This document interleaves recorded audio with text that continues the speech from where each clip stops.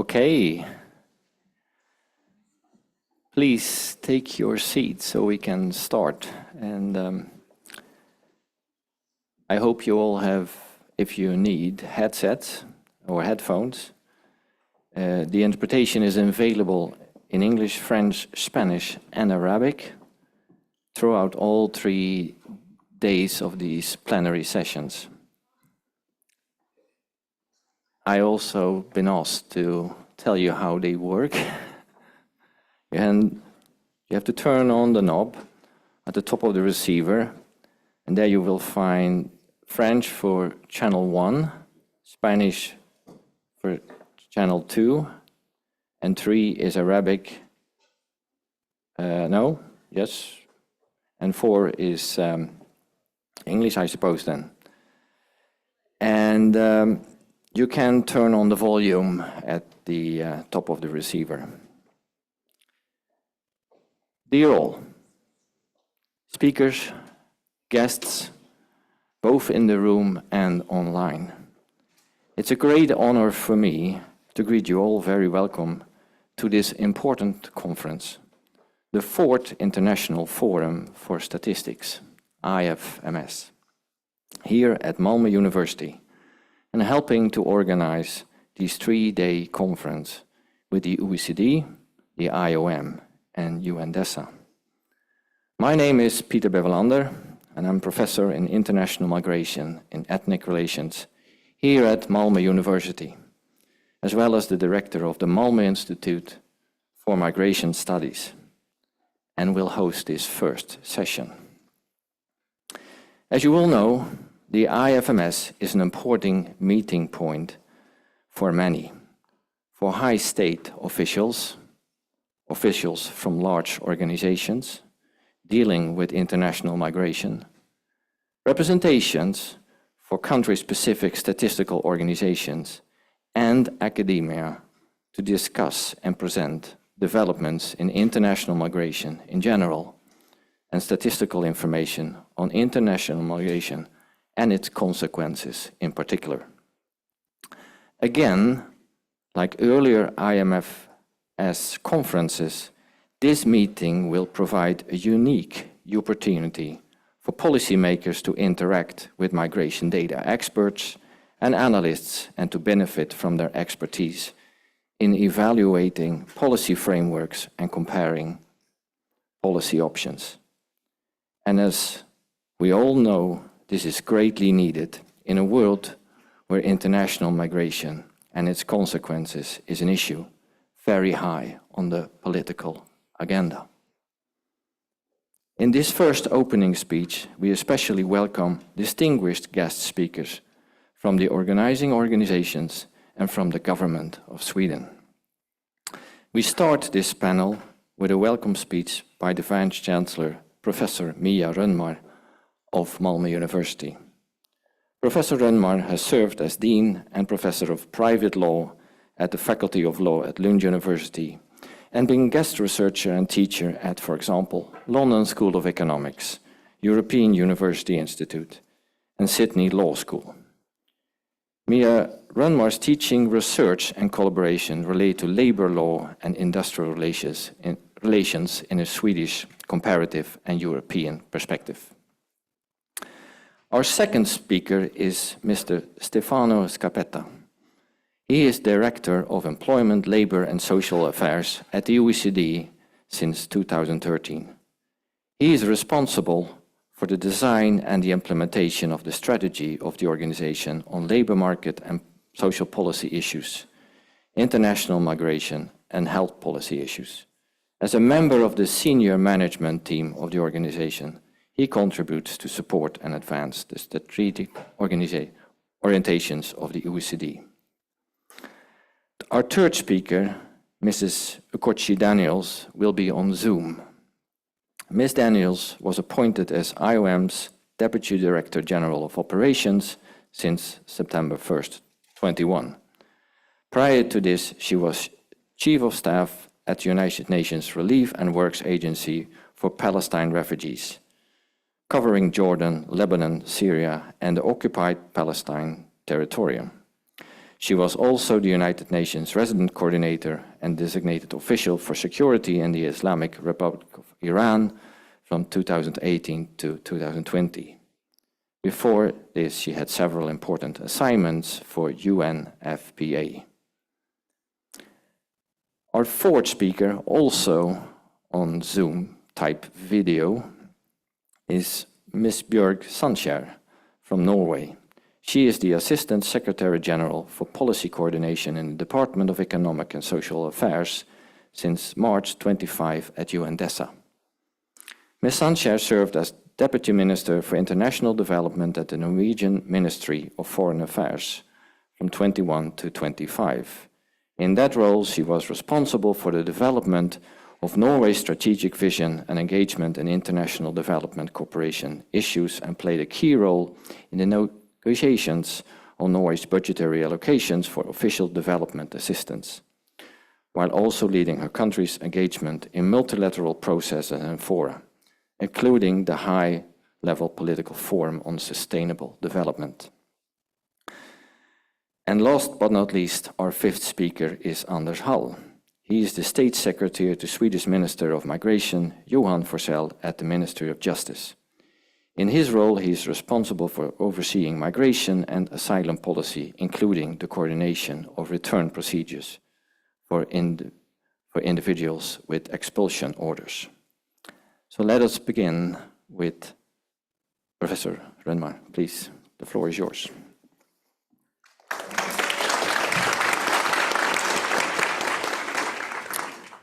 Dear honorable guests, distinguished speakers, experts, colleagues, and friends.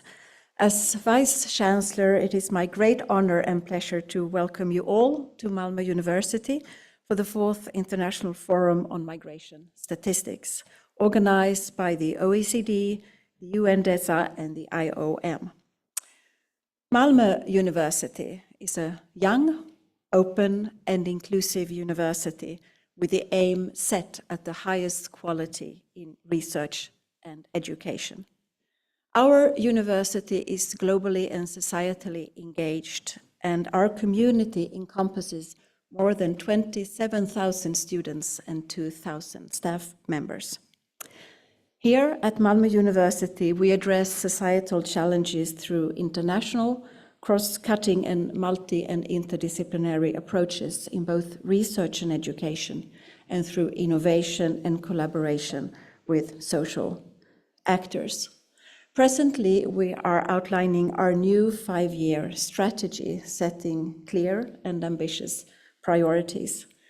At our university, education and research will be inseparable and mutually enriching. We will work to increase internationalization, quality, and excellence, as well as scientific and societal impact of our research, our doctoral training, and research-based education.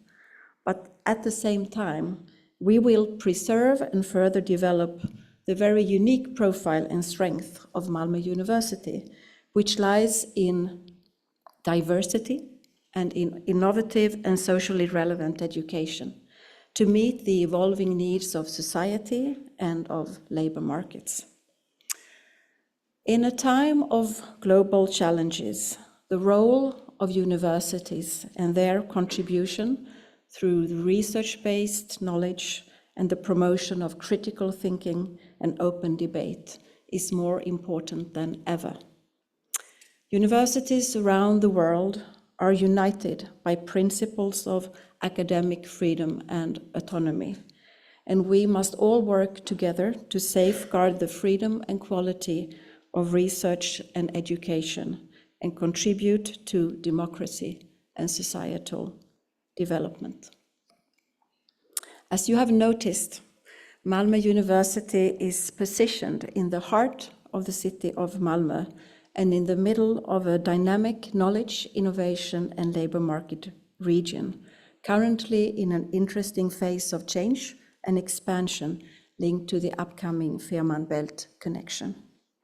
This contributes to our visibility and attractiveness and creates a vibrant international environment.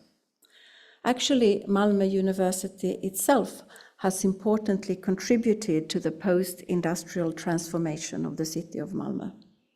Malmö is the third largest city in Sweden and the fastest growing of the three major cities. Malmö has a young population. Almost 50% is under the age of 35. And in Malmö, there are people from almost 190 countries living. So, processes of post-industrial transformation and the importance and value of diversity and inclusion are also key to our own European University Alliance called UNIC, where 10 universities and 10 cities collaborate to promote mobility, European integration, and to advance education, research, and engagement with scientific and societal impact. This high-level international conference addresses the core topic of international migration.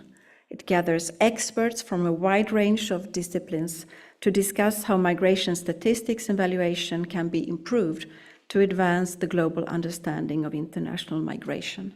Throughout the conference, the important perspectives of gender and innovative data tools are discussed. The host of the conference, the Malmö Institute for Migration Studies, in itself reflects the profile and the strength of Malmö University. The institute is an international research center with a multidisciplinary profile, excellent research, and a strong international presence. Within the institute and its extensive networks, researchers develop, explore, and exchange knowledge of international migration and ethnic diversity. Since 2000, Malmö University and the Institute have greatly benefited from a guest professorship within the field of international migration and ethnic relations, which was donated to the university by the city of Malmö at its inauguration. Throughout the years, more than 30 prominent international scholars have held the guest professorship and contributed to a dynamic exchange of knowledge.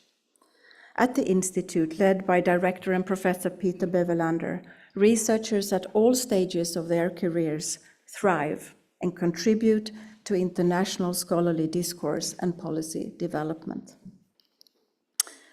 On a more personal note, with my own scholarly background in labor law and industrial relations, and expert experience as a member of the ILO Committee of Experts and president of the International Labor and Employment Relations Association, I fully understand the importance and value of joint efforts to address international migration through innovative and at the same time robust interdisciplinary theory, methodology, and research collaboration.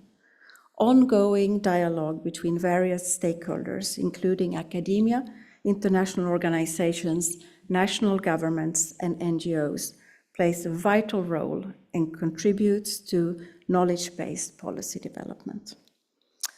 As you understand, we are very proud to host this conference organized by and in partnership with key international organizations.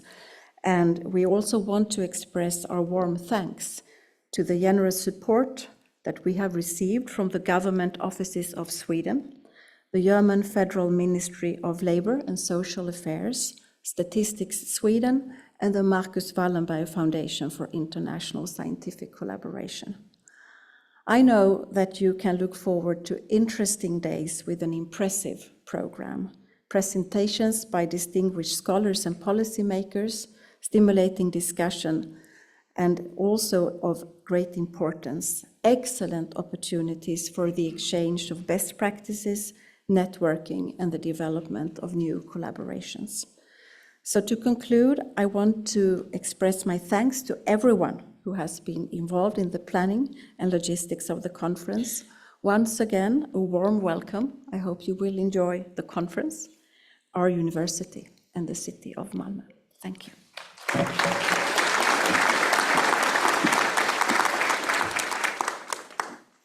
Thank you, Mia. May I ask Stefana to step forward?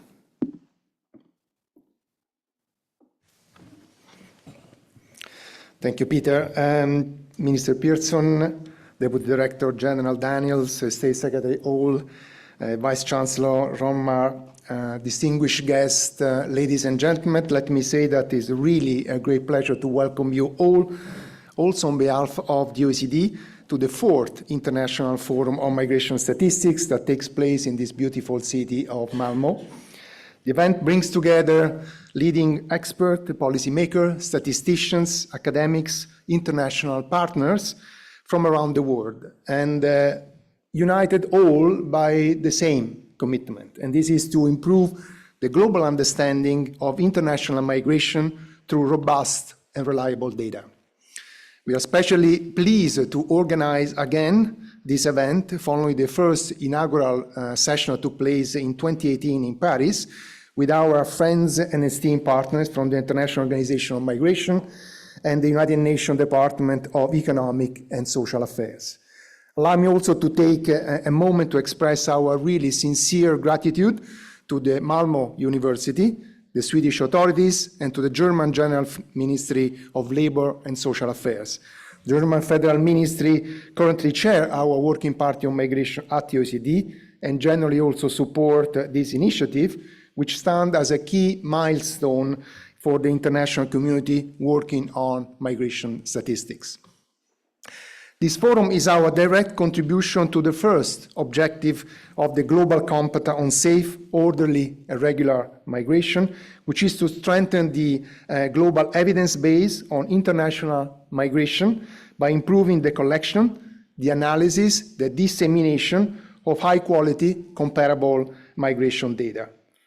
Of course, it goes without saying that in a world in which migration continues to shape our societies, our economies, and politics, evidence-based policymaking is just indispensable.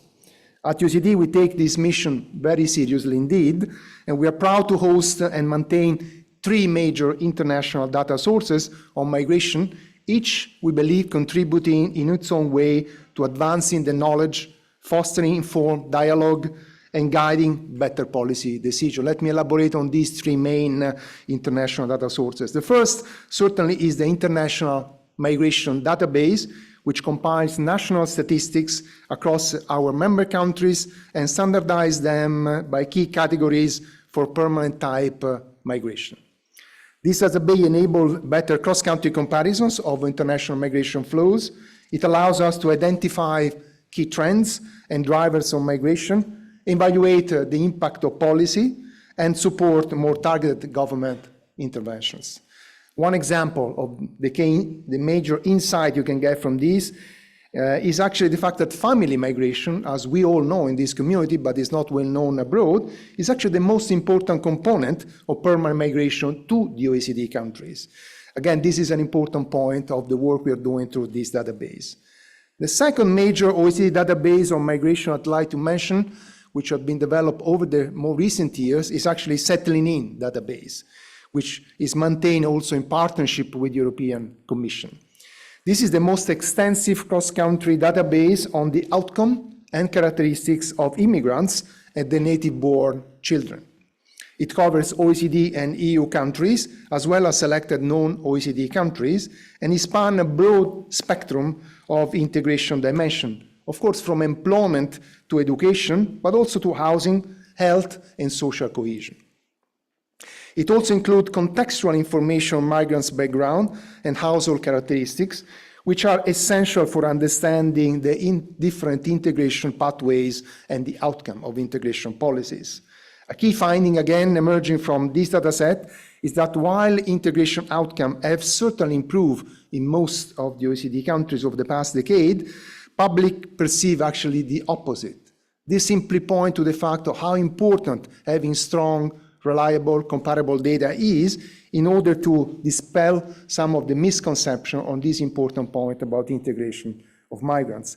The third and the last major OECD database I'd like just to mention here is actually a database on immigrants in OECD countries, also known as the DIOC. This database compiles every 5 years census and administrative data from national sources to present a comprehensive global picture on the immigrant population, including their qualification, socioeconomic status, broken down by countries of origin. DIOC enables policymakers and researchers to analyze diaspora communities worldwide and assess how they are faring in different countries. And one key finding emerging from this database, again, is the selective nature of migration. Immigrants are often more educated than their peers who remain in the country of origin. And this, of course, represents a significant challenge for many small, less developed countries that have a significant proportion of their talents living abroad. Together, these resources provide essential insights on the widely, and they are widely used by government, researchers, international organizations worldwide. But of course, we all agree that data alone are not enough. They must be placed in a context. They should be analyzed rigorously and used thoughtfully to guide decision-making. This is why I think a forum like this one is so valuable, because it provides really a space for an exchange of knowledge, challenges some of the assumptions which might not be well-grounded, and learn from one another and actually work towards common solutions. We are very proud that this year's program, in close collaboration with our partners, we have built an agenda around 6 main thematic areas, which I think might actually cover a wide ground and actually facilitate this exchange of views and positions. First, we will explore how we can improve the availability, the timeliness, the accuracy of international migration and migrant data, particularly in light of the new United Nations recommendation on statistics on international migration. The second theme focuses on developing data tools to support regular migration pathways and better migration management. The third, we will examine how to strengthen data on integration and inclusion of migrants and their children, with an emphasis in particular on the social and economic outcomes. The fourth theme is about the future, investigating how we can use foresight tools and forecasting techniques to anticipate migration trends and future development. The fifth theme is actually about collaboration, how to foster greater cooperation and partnership, both across borders, but also across disciplines within countries. And the sixth and last theme is building national capacities and modernizing approaches to data collection and analysis in the field of migration. Over the next 3 days, about 46 panel sessions, 6 plenary sessions, you will have plenty of opportunities to delve into these major questions. We will discuss innovative methodologies, share experience again, and engage, hopefully, in a very lively debate, and actually explore ways to new collaborations. We are confident that the discussion taking place here in Mammo will advance meaningfully the global evidence based on migration, and more importantly, we hope that it will support of development of fairer, smarter, and more human-centered policies that reflect the realities of migration and contribute to stronger and inclusive societies. In closing, let me again thank all of you, including our co-organizers and our host, the University of Mammo, for actually being here today and for making this event possible. On behalf of the OECD, I wish you very stimulating, productive, and inclusive discussion of the next 3 days. Thank you very much indeed.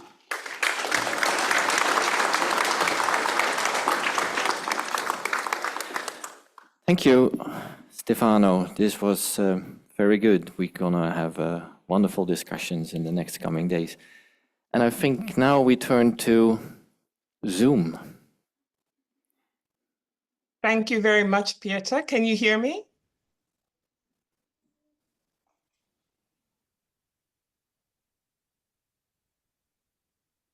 Can you hear me?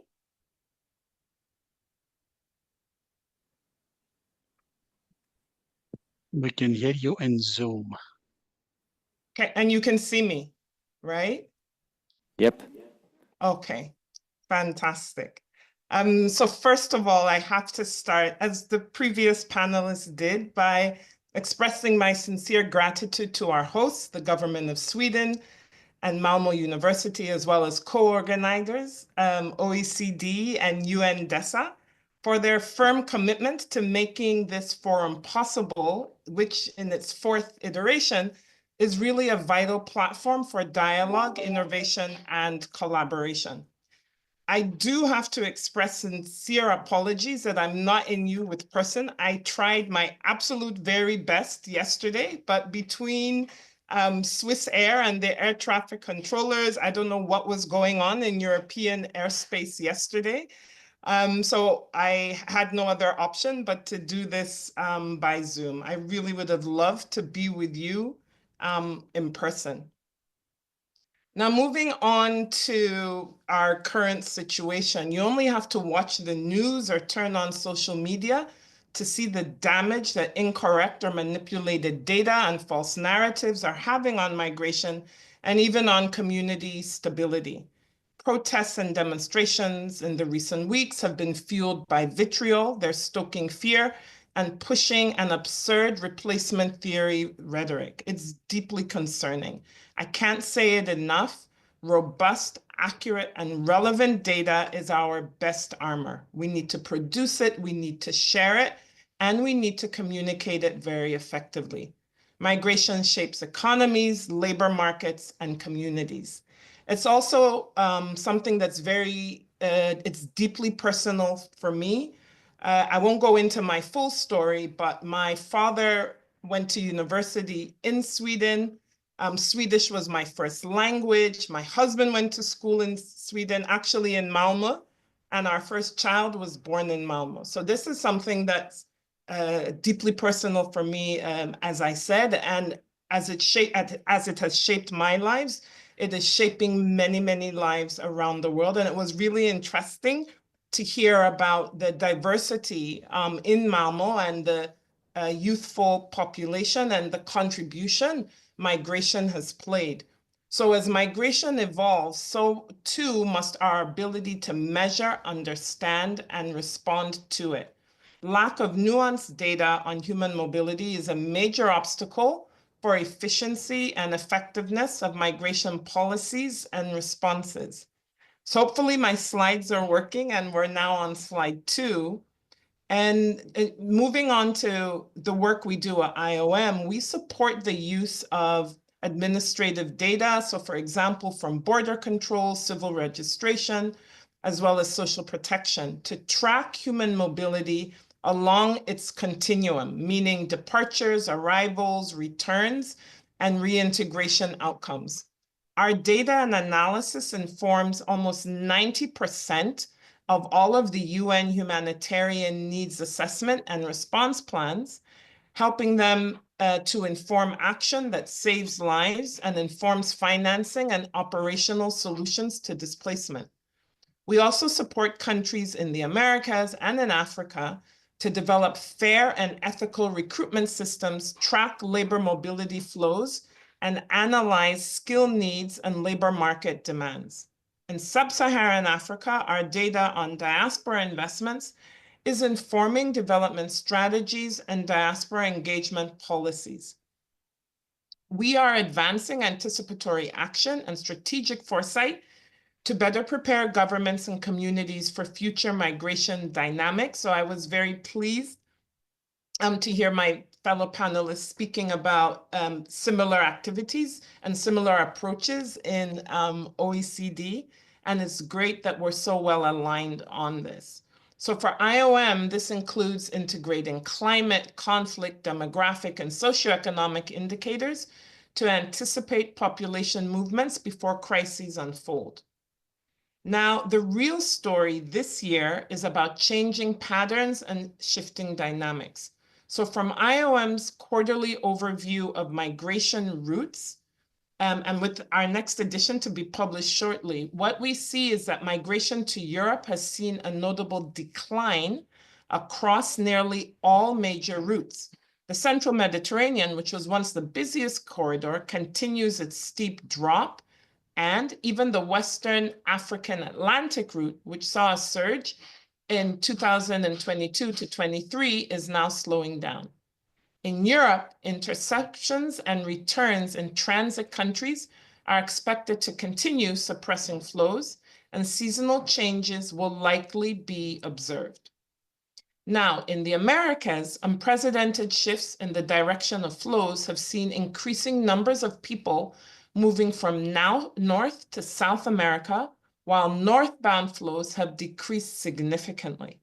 In Central America, north to south flows are expected to continue and possibly increase. North to south irregular movements aren't just returnees heading home. Many are seeking alternative destinations or even asylum in transit countries. So for instance, we see in Panama, northbound migration dropped by 95% compared to late last year. In Guatemala, over 70% of migrants were headed south in March and April. And in Honduras, 63% of recorded movements in April were southbound. And this is a complete reversal from previous patterns. Beneath these numbers lies a deeper transformation.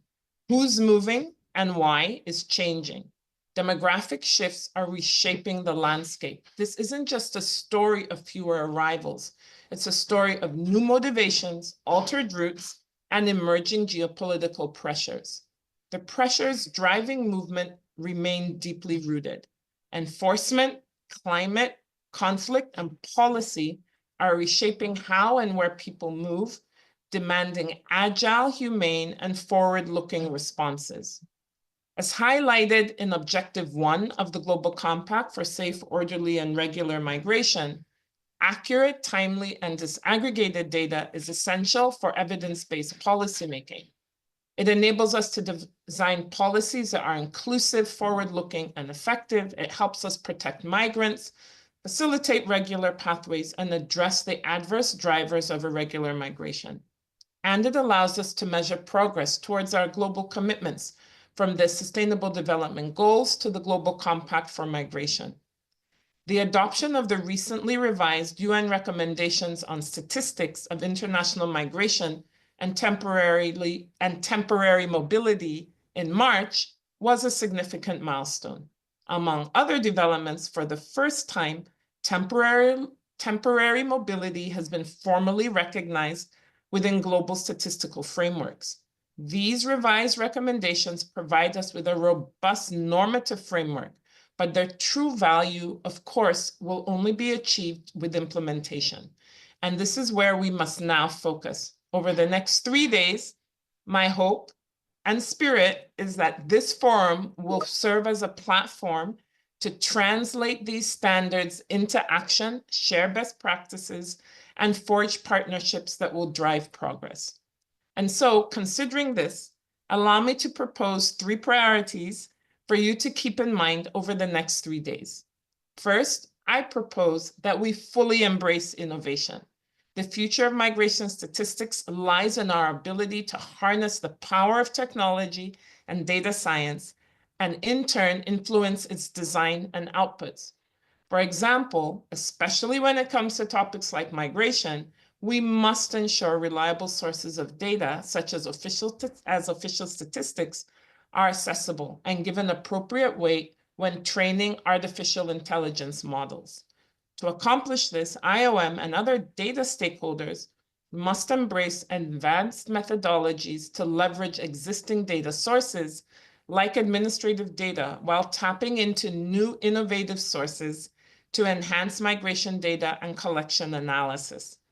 But innovation is not just about technology. It's also about partnerships. By bringing together governments, international organizations, academia, and the private sector in innovative ways, we can develop tools and approaches that are both effective and ethical. Second, and as a necessary condition for the first, we have to invest in capacity development. Building sustainable data systems requires long-term investment in human and institutional capacity. This is particularly critical in low and medium-income countries, where data gaps are often most pronounced. As IOM, we're fully committed to supporting member states in this effort through our regional data hubs and key data initiatives like the Migration Governance Indicators, the Missing Migrants Project, and the Displacement Tracking Matrix. Capacity development is not just about training.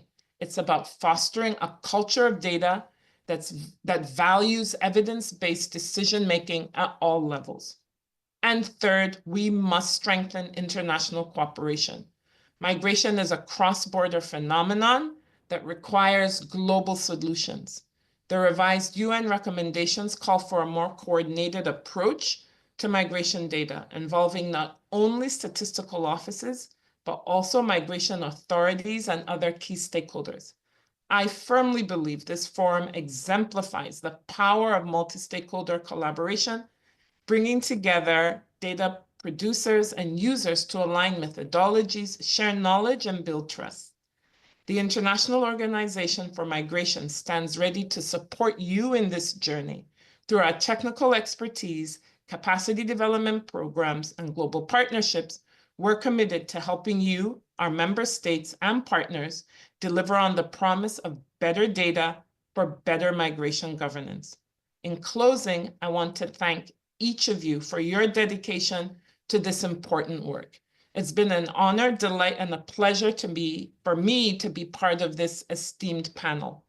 The challenges we face are significant, but so too is our collective potential to overcome them. Let's reaffirm our commitment to making migration data a driver of action, insight, and foresight in governance and planning. Together, and I repeat, together, we can and we must build a future where migration data is not just a tool for analysis, but a catalyst for change. Thank you. I look forward to our discussions, and I wish you very productive, inclusive, and inspiring discussions over the days of the forum. Thank you.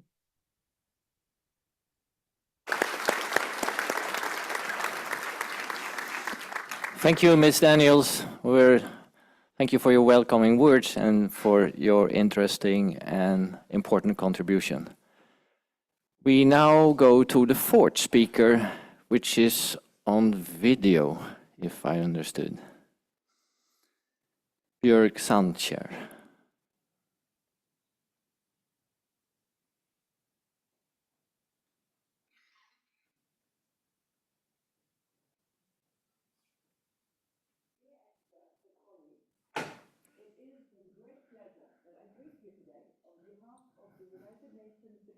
Of Economic and Social Affairs, or UNDESA, and welcome you to this edition of the International Forum on Migration Statistics.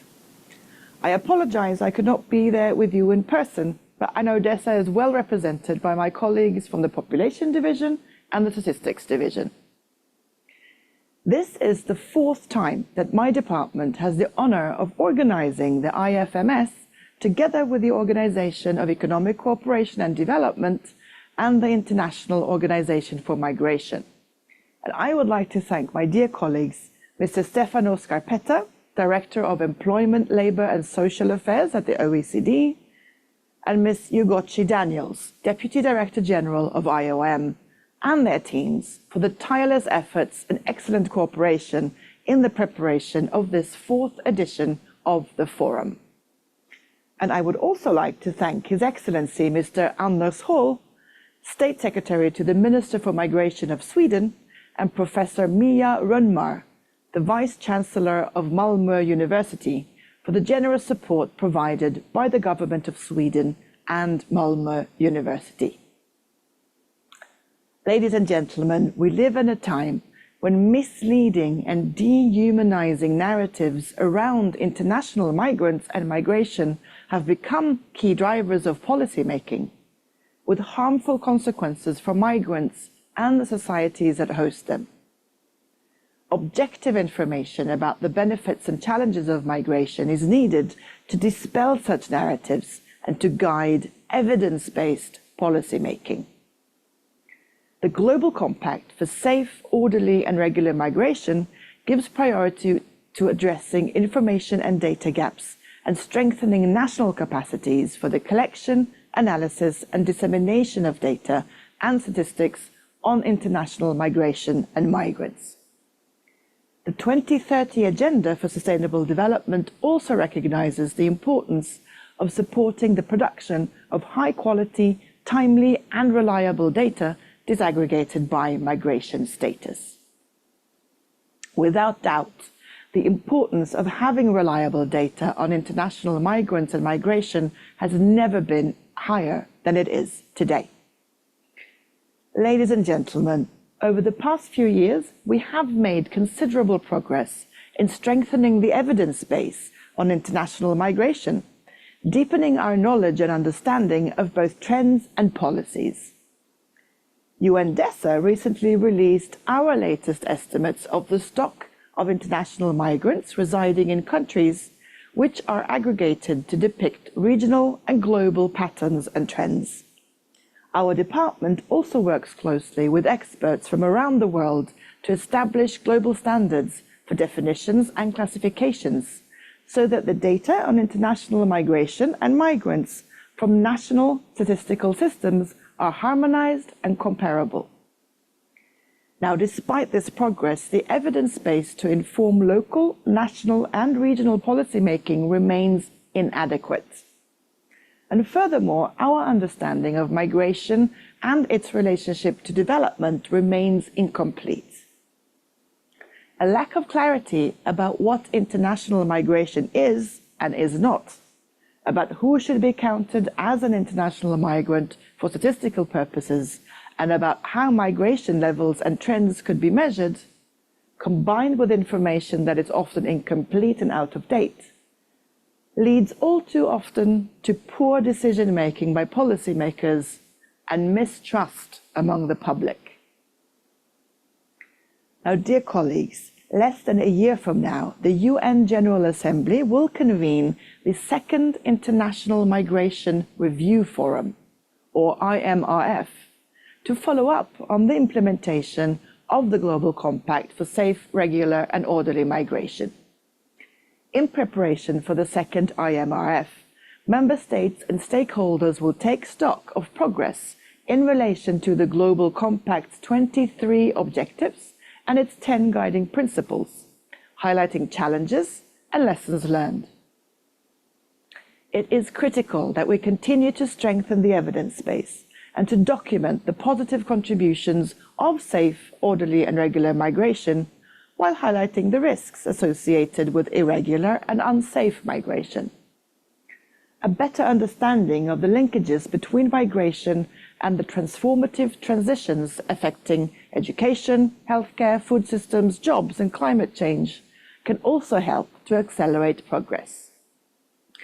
Moving forward, we will need, at a minimum, 4 concerted steps.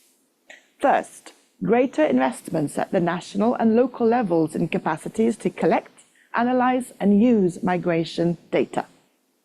Second, we need a scaling up of efforts to improve the comparability of migration statistics and national data systems, including by implementing the revised UN recommendations on statistics of international migration and temporary mobility.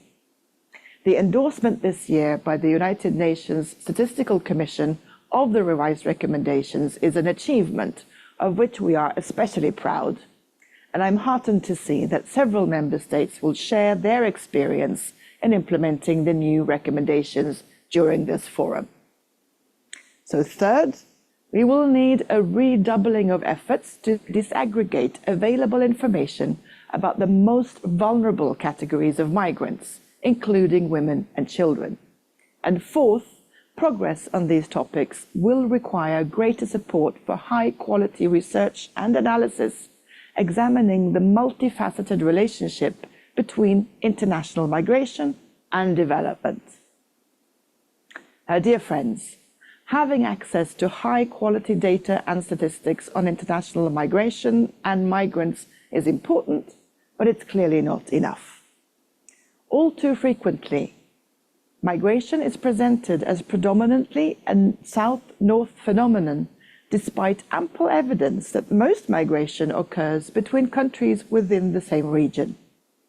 Likewise, public perceptions often focus on the negative impacts of migration, downplaying or ignoring, for example, the transformative potential of remittances for families and communities, or the positive contributions of migrants in filling labor market needs. So the reality is that migration is a complex and multifaceted phenomenon. Expertise, such as is gathered here in this forum, has a crucial role to play in making sure that perceptions about migration are aligned with facts. Experts like yourselves have a clear role in helping to design, implement, and evaluate policies to promote safe, orderly, and regular migration. I count on this forum to help inform the important work that lies ahead. So with that, ladies and gentlemen, I thank you for your attention and I wish you a very successful meeting.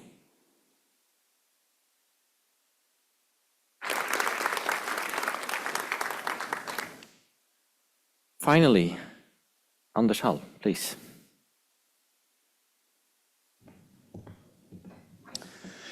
Thank you, distinguished colleagues and guests, and I would like to start by thanking the OECD, IOM, and UNDESA and Malmö University for organizing the 4th International Forum on Migration Statistics here in Malmö. This is indeed a timely and much needed conference as the number of international migrants globally have reached historically high levels. And it is my pleasure to speak with you today, and in my intervention I would like to take you on a short journey through Sweden's history, which is a history not just about people but also about numbers. As Sweden has one of the oldest traditions in the world when it comes to collecting population statistics. And I'm also going to give you a few examples from recent Swedish migration history that highlights the continued importance of collecting reliable data. As early as 1749, Sweden introduced a nationwide system for gathering population data. It was the clergy at the time who was responsible for recording births, deaths, and causes of death in parish records. These records were carefully compiled at the county level and eventually for the entire country. And in the first population count showed that Sweden had just under 1.8 million inhabitants at that time. And despite the fact that the 18th century was marked by war, famine, crop failures, and disease, and especially during difficult years of 1772 and 1773, the population managed to continue to grow steadily, reaching 2.3 million by the year 1800. In the 19th century, population growth accelerated and more children were born and survived and people lived longer. But this rapid population growth also brought challenges, not entirely unlike what we see happening in other countries around the world today. Agriculture faced a crisis, harvests failed, and there was a shortage of jobs and housing. And this led to one of the largest migration waves in Swedish history. Between 1850 and 1930, around 1.4 million Swedes left the country, most of them to America. In some birth cohorts from the late 1800s, as many as 1 in 5 men and 1 in 6 women emigrated.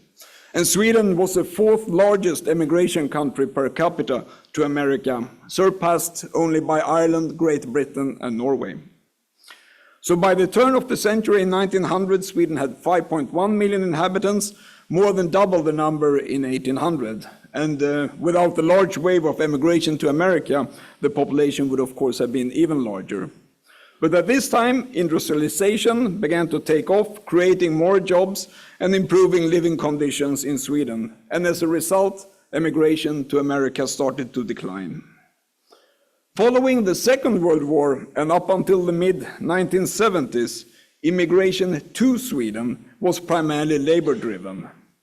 In more recent times, wars and conflicts around the world have had a greater impact on immigration to Sweden, leading to an increase in asylum-related immigration.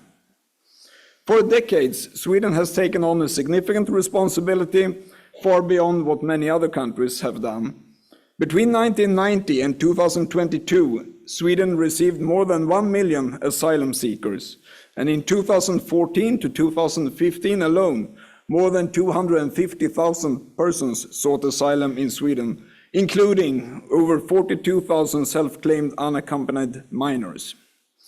The large numbers of asylum seekers in the years leading up to and including 2015 led also to a significant increase in the number of family members applying for residence permits based on ties to live with someone in Sweden.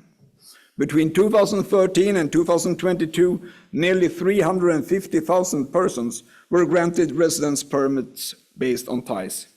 The same period, more than 300,000 persons were granted residence permits to work in Sweden. So today, moving from a country at the beginning of the turn of the century, which was a large emigration country, Sweden today has a population of about 10.5 million, an increase with over 2 million since the 1980s. Sweden's population composition has also changed significantly since the mid-1990s. In 2024, individuals with a foreign background, that is, either foreign-born or Swedish-born with two foreign-born parents, made up 27.5% of the population, which is an increase from 12.9% in 1994. In absolute numbers, this represents a rise from approximately 1.1 million to 2.9 million persons. And this reflects the significant responsibility Sweden has taken as a country. In 2015, Sweden received around 13% of EU asylum applications, despite the fact that we make up only 2% of the EU population. But this scale of migration in recent years has also put considerable pressure on our institutions and society and has challenged our ability to ensure a successful integration. As a result, we are now battling major societal challenges, including high employment rates among foreign-born, over 17% compared to 5.6% among native-born.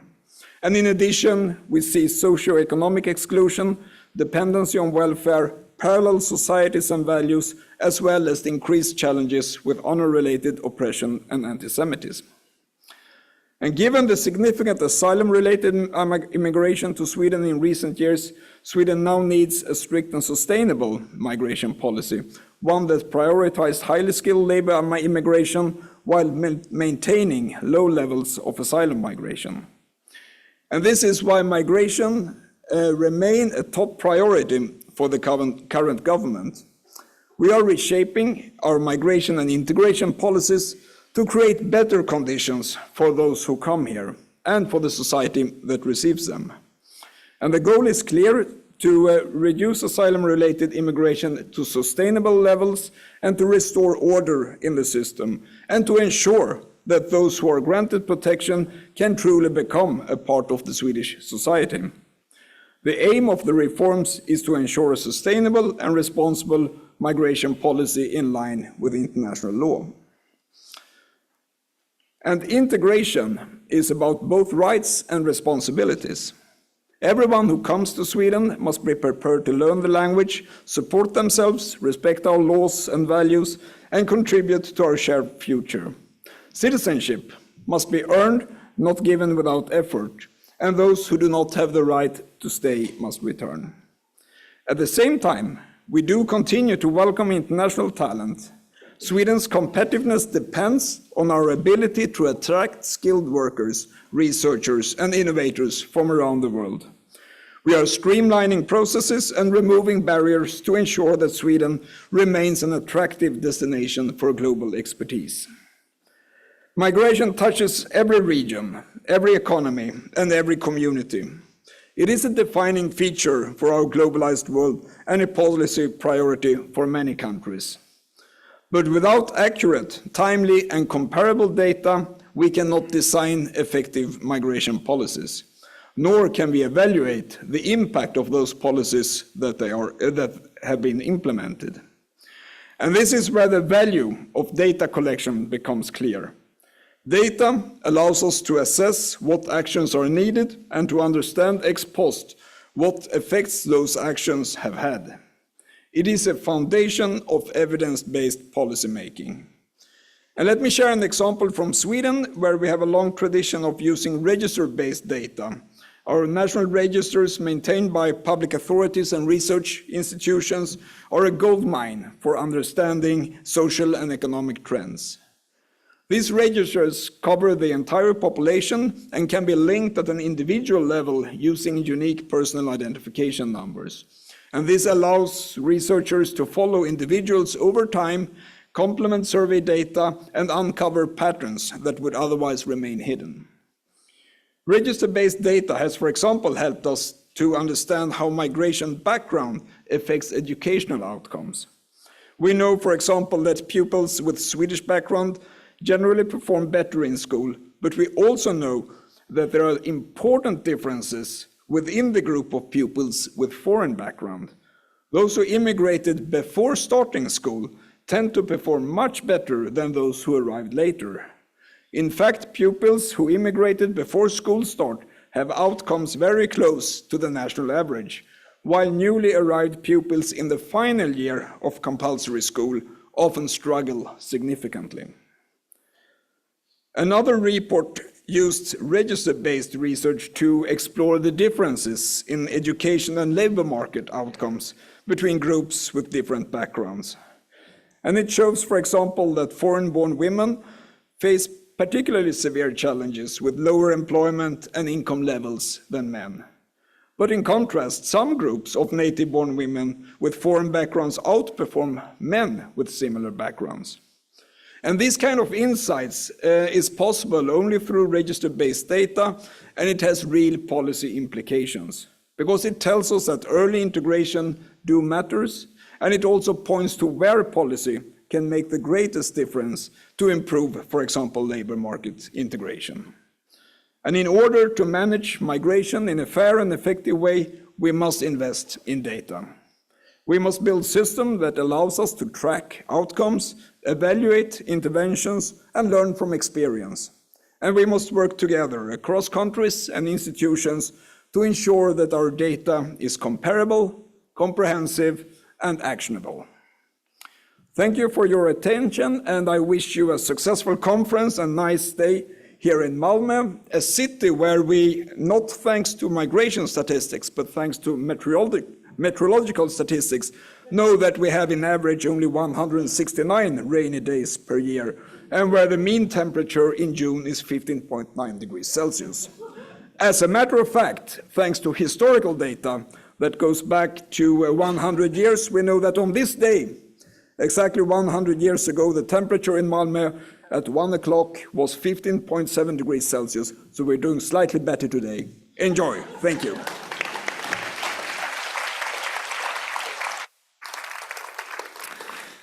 Thank you very much, Anders Hall, for these wonderful statistics that we can use all the time here in Sweden. Not only by me, of course, but I do it. Anyway, thank you all for this welcome panel, and especially thanks, of course, for the persons and hopefully also Orchi Daniels, if she still is online, for welcoming words to this conference. And I would like to thank you again for. We now turn to Plenary 1, and that will take some time, I suppose. And yeah, maybe you can just stand up so you feel that you're still alive. Thank you very much.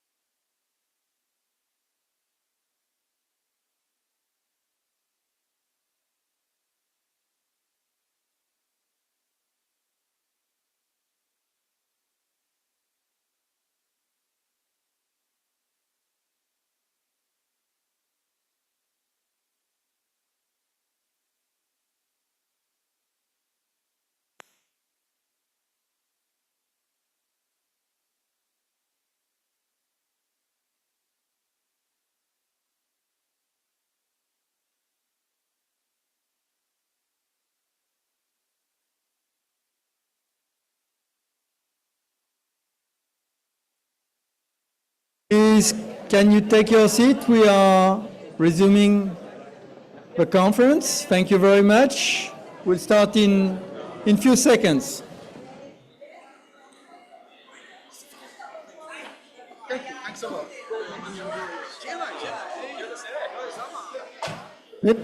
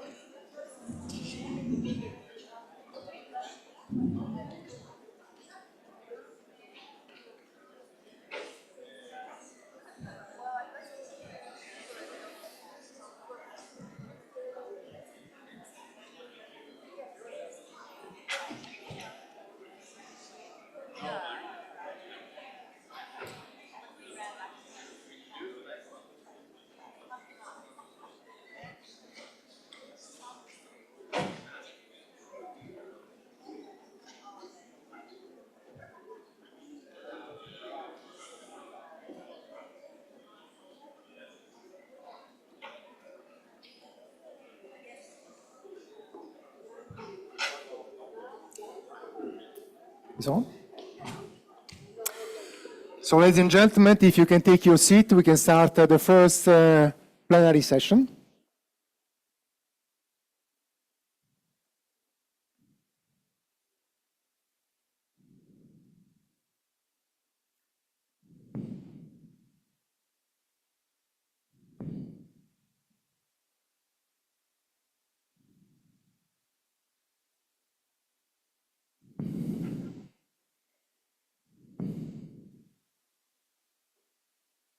So sharp on time, let's start on the first plenary session. Welcome again. My name is Stefano Scarpetta. I'm the Director for Employment, Labor and Social Affairs at OECD. And this session is on challenges and recent advancement in the measurement of the socio-economic integration and inclusion of migrants and refugees. I think the importance of immigrant integration continues to grow in the policy agenda worldwide. And I think the challenge of accurately defining and measuring remain certainly a source of major concern, a critical issue. Integration is shaped, of course, in many different interrelated factors. There are economic, social, cultural, which makes it difficult to link the policy effort that many countries have put in place with actually the outcome in terms of this multidimensional integration. Today we will hear from the distinguished speakers in this panel on how countries and international organizations are working to better monitor the economic and social dimension of migrant integration, from the labor market outcomes and skill recognition to language proficiency, identity, civic participation. This session will explore the latest approaches, the persistent challenges we are all facing, and actually what is the importance of evidence-based policymaking. This is very important to start this conference placing at the forefront the essential role that data play in understanding our support for integration of migrants and refugees. We have a fantastic panel here, and actually I would like you to join me in a round of applause for having them here, please. We have Minister Mats Persson, the Minister of Employment and Integration of Sweden. We have Ruvendrini Menik-Diwela, the Assistant High Commissioner for Protection of the UNHCR. Gunilla Finke, the Director General of the German Federal Ministry of Labor and Social Affairs, and actually the Chair of the OECD Working Party on Migration. And last but certainly not least, Peter Abad Altamirano, the Deputy Head of Statistics, National Institute of Statistics and Informatics of Peru. Let me start with you, Minister Persson. I think we've heard also in the opening remarks, not only Sweden has a strong tradition of evidence-based policymaking, including actually the use of linked registered data. And of course, there is a lot of policy research that's gone using this rich data set on integration. So I think the main question for you is that how important these data, these statistics have been to actually shaping the integration migration policy in Sweden. Over to you, Minister. As you prefer.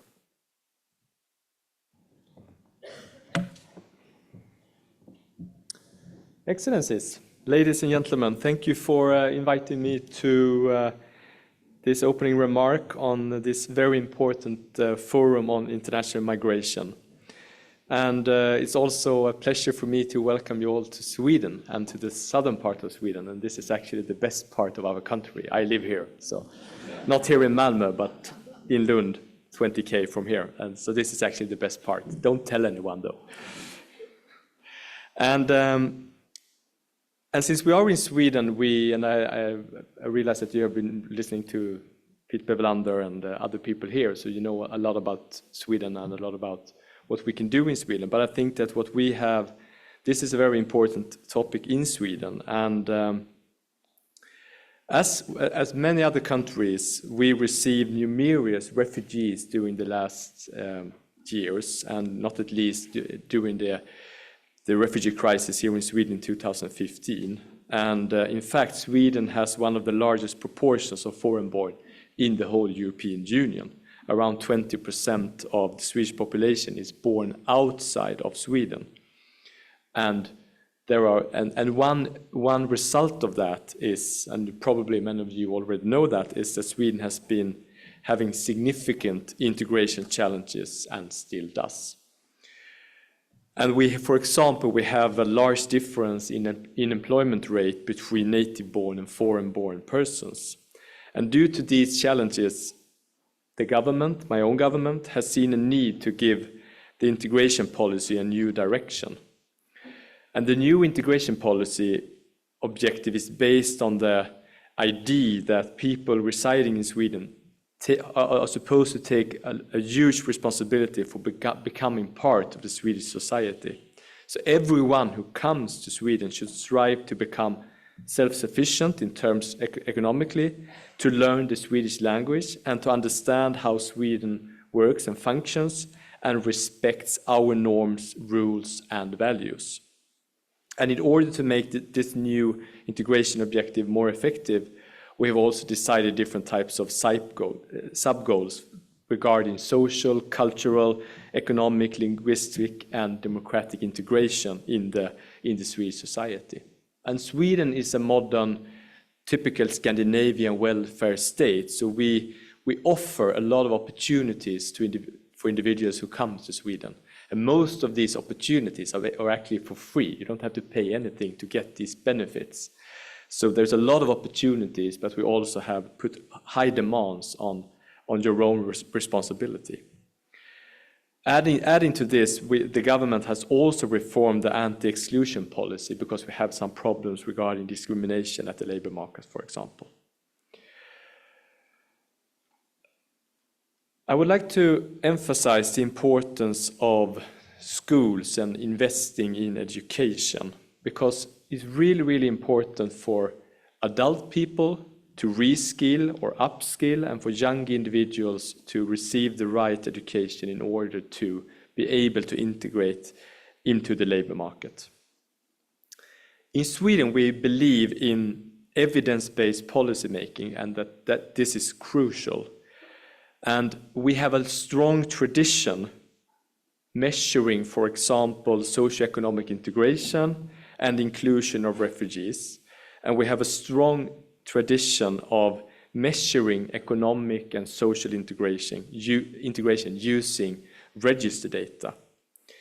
And we have register data, and Peter knows this better than I do, dating back from the early 1960s, using the censuses and also using registers from the 1960s. And we even have censuses before 1960s that are being conducted at this moment, making it possible for researchers to conduct research on a really, really long time. And of course, the access to register data provides a solid basis for monitoring economic integration. However, I would like to say that we need to broaden the perspective in our integration policy, and we need to place greater emphasis on social and cultural integration. And we need new measurement tools. They are needed to complement the existing knowledge regarding economic integration. So the measurement of socioeconomic integration and inclusion of refugees and immigrants, of course, that's an complex field, but our aim is to improve integration policy making so that future reforms can be more accurate than what we believe have been done historically in Sweden. We have different strategies, and we take inspiration from different countries, and I have to admit that the countries, I mean, OECD is a really, really important area, a really, really important organization in order for us to make comparisons between countries within OECD and within Europe. And of course, but all countries are unique. All countries have their own cultural and social characteristics that are unique for those countries. And we also find patterns of countries that are more similar. And in the Swedish case, we're talking about countries such as Denmark, such as Netherlands, that have a pretty similar economic base and also similar social structure. So we try to learn from all OECD countries, but we also focus a bit on Denmark and Netherlands because we are very similar in many respects. And we have, for example, so we take our inspiration from that. And what we will do now is that we will focus more on values and norms, and we will measure differences between foreign-born and Swedish-born with respect to democratic participation, as well as social and cultural values. And there have been some studies, there have already been some research conducted in this area, but we need more knowledge in this respect. So we are actually now taking initiatives to create what we call some kind of integration barometer, which is expected to be a form of survey carried out on a regular basis in order to give us more knowledge about values and norms among migrants in Sweden. Secondly, we have also developed what we call a map of social exclusion. So the government decided in 2023 to commission Statistics Sweden and other authorities to carry out an in-depth analysis of social exclusion. And the mission was to identify geographical areas where social exclusion was particularly severe by looking at areas and the needs and challenges in this area. And the purpose was to identify geographical areas with specific needs based on individual factors such as school failures or low labor market participation. In November 2024, last year, the agencies presented a list of 180 geographical areas, ethnic enclaves, in other words, in many cases it was, areas where social exclusion is high, and it's spread across 68 municipalities. And around Sweden, we have approximately 300 municipalities. So then you realize that this is a large social problem in a rich welfare state such as Sweden. This analysis enhances knowledge of the challenges linked to social exclusion, and it also enables the government and other stakeholders to plan, design, and implement measures of various kinds with greater precision. Finally, it takes good policies and governance to achieve our goals. We have some experience in Sweden, but I know that you have a lot of experience from your countries and from organizations such as OECD. And I will now hand back over to Director Scarpetta, who will lead us through this panel discussion. But I would like to say to all of you in the audience, I'm sure you will have fruitful and interesting discussions during the day. And I welcome you to Malmö and to Sweden. A warm welcome. Thank you.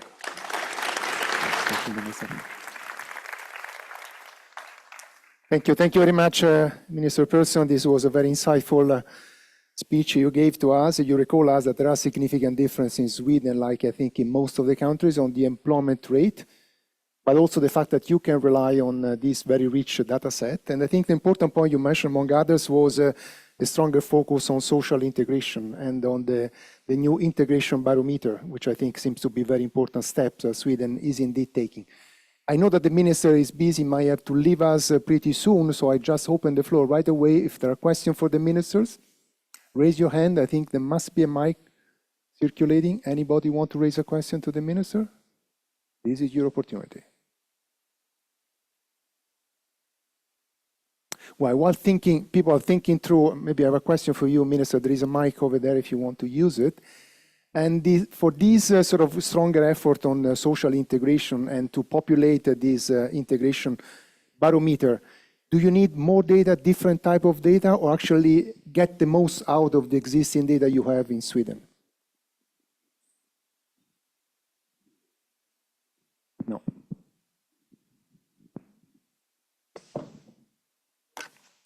It's working? Yes. Yeah, now it's working.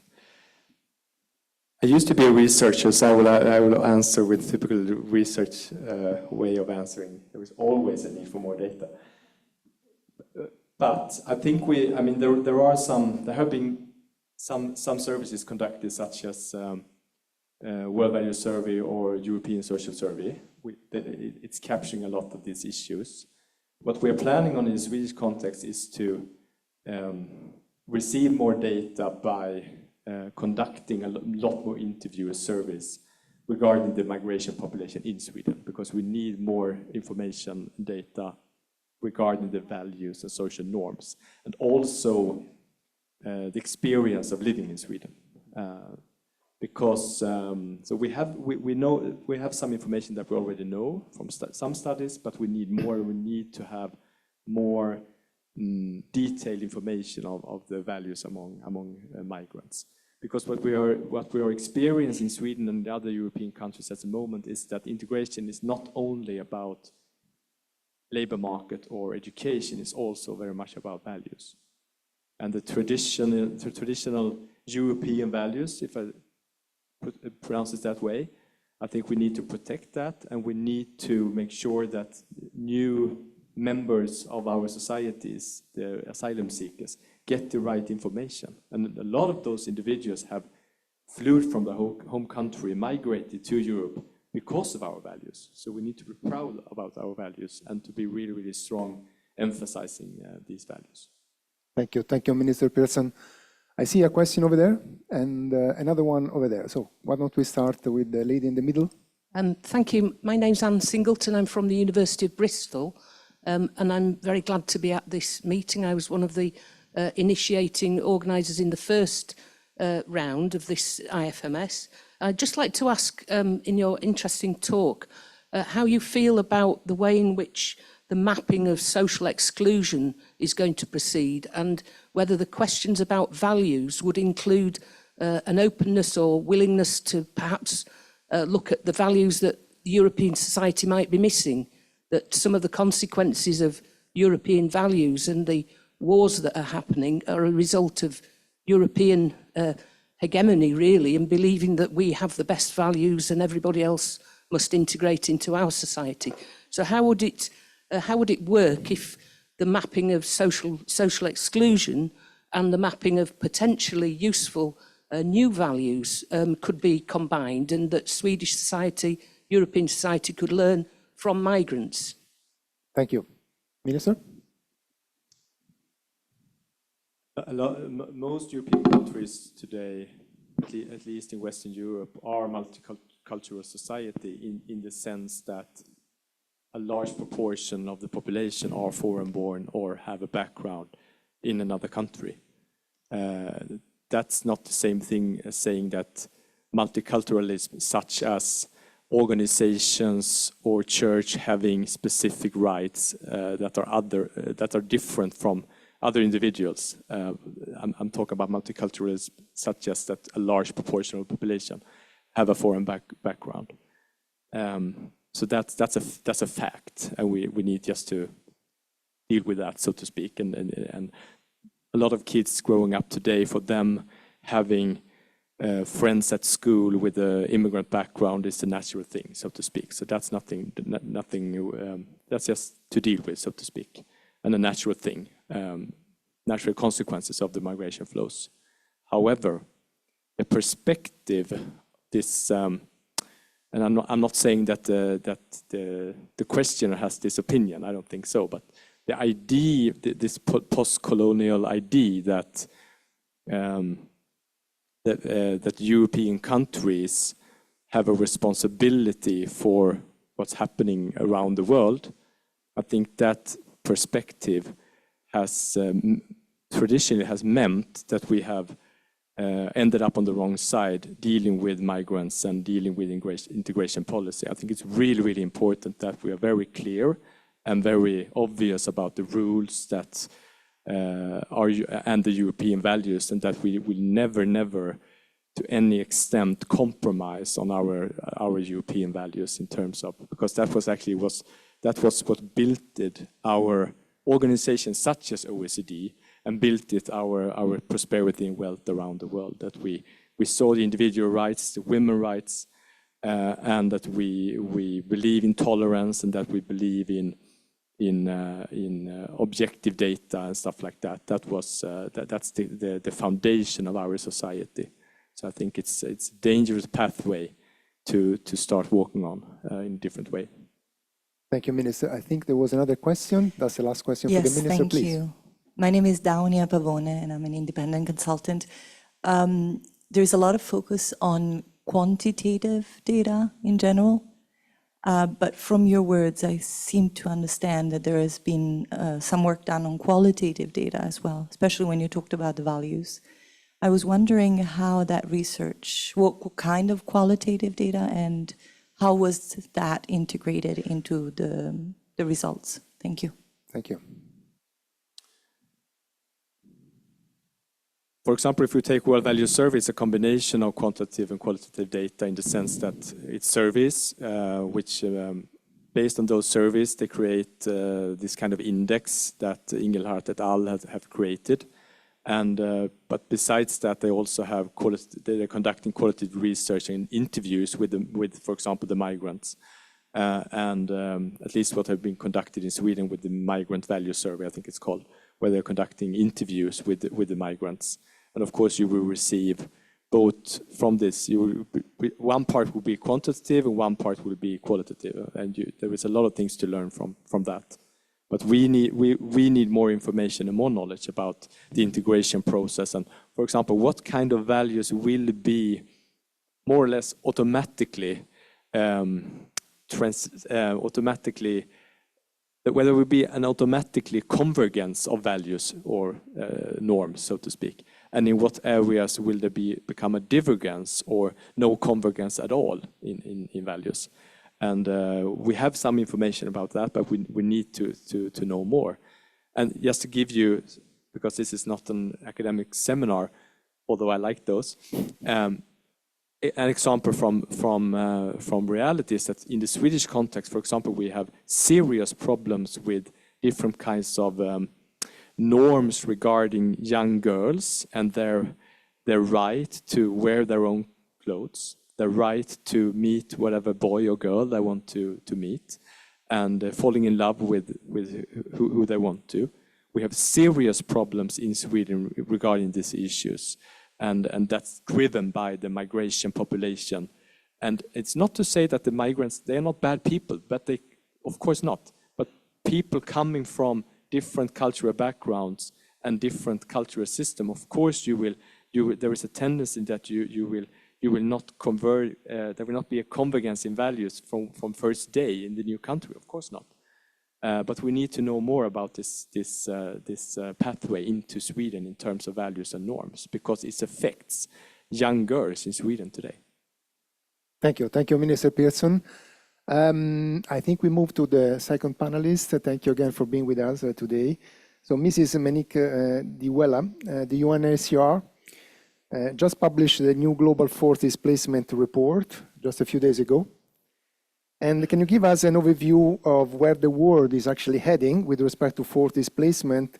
And what do the data tell us with respect to the integration protection needs? You can speak from there if you prefer. Thank you, Stefano.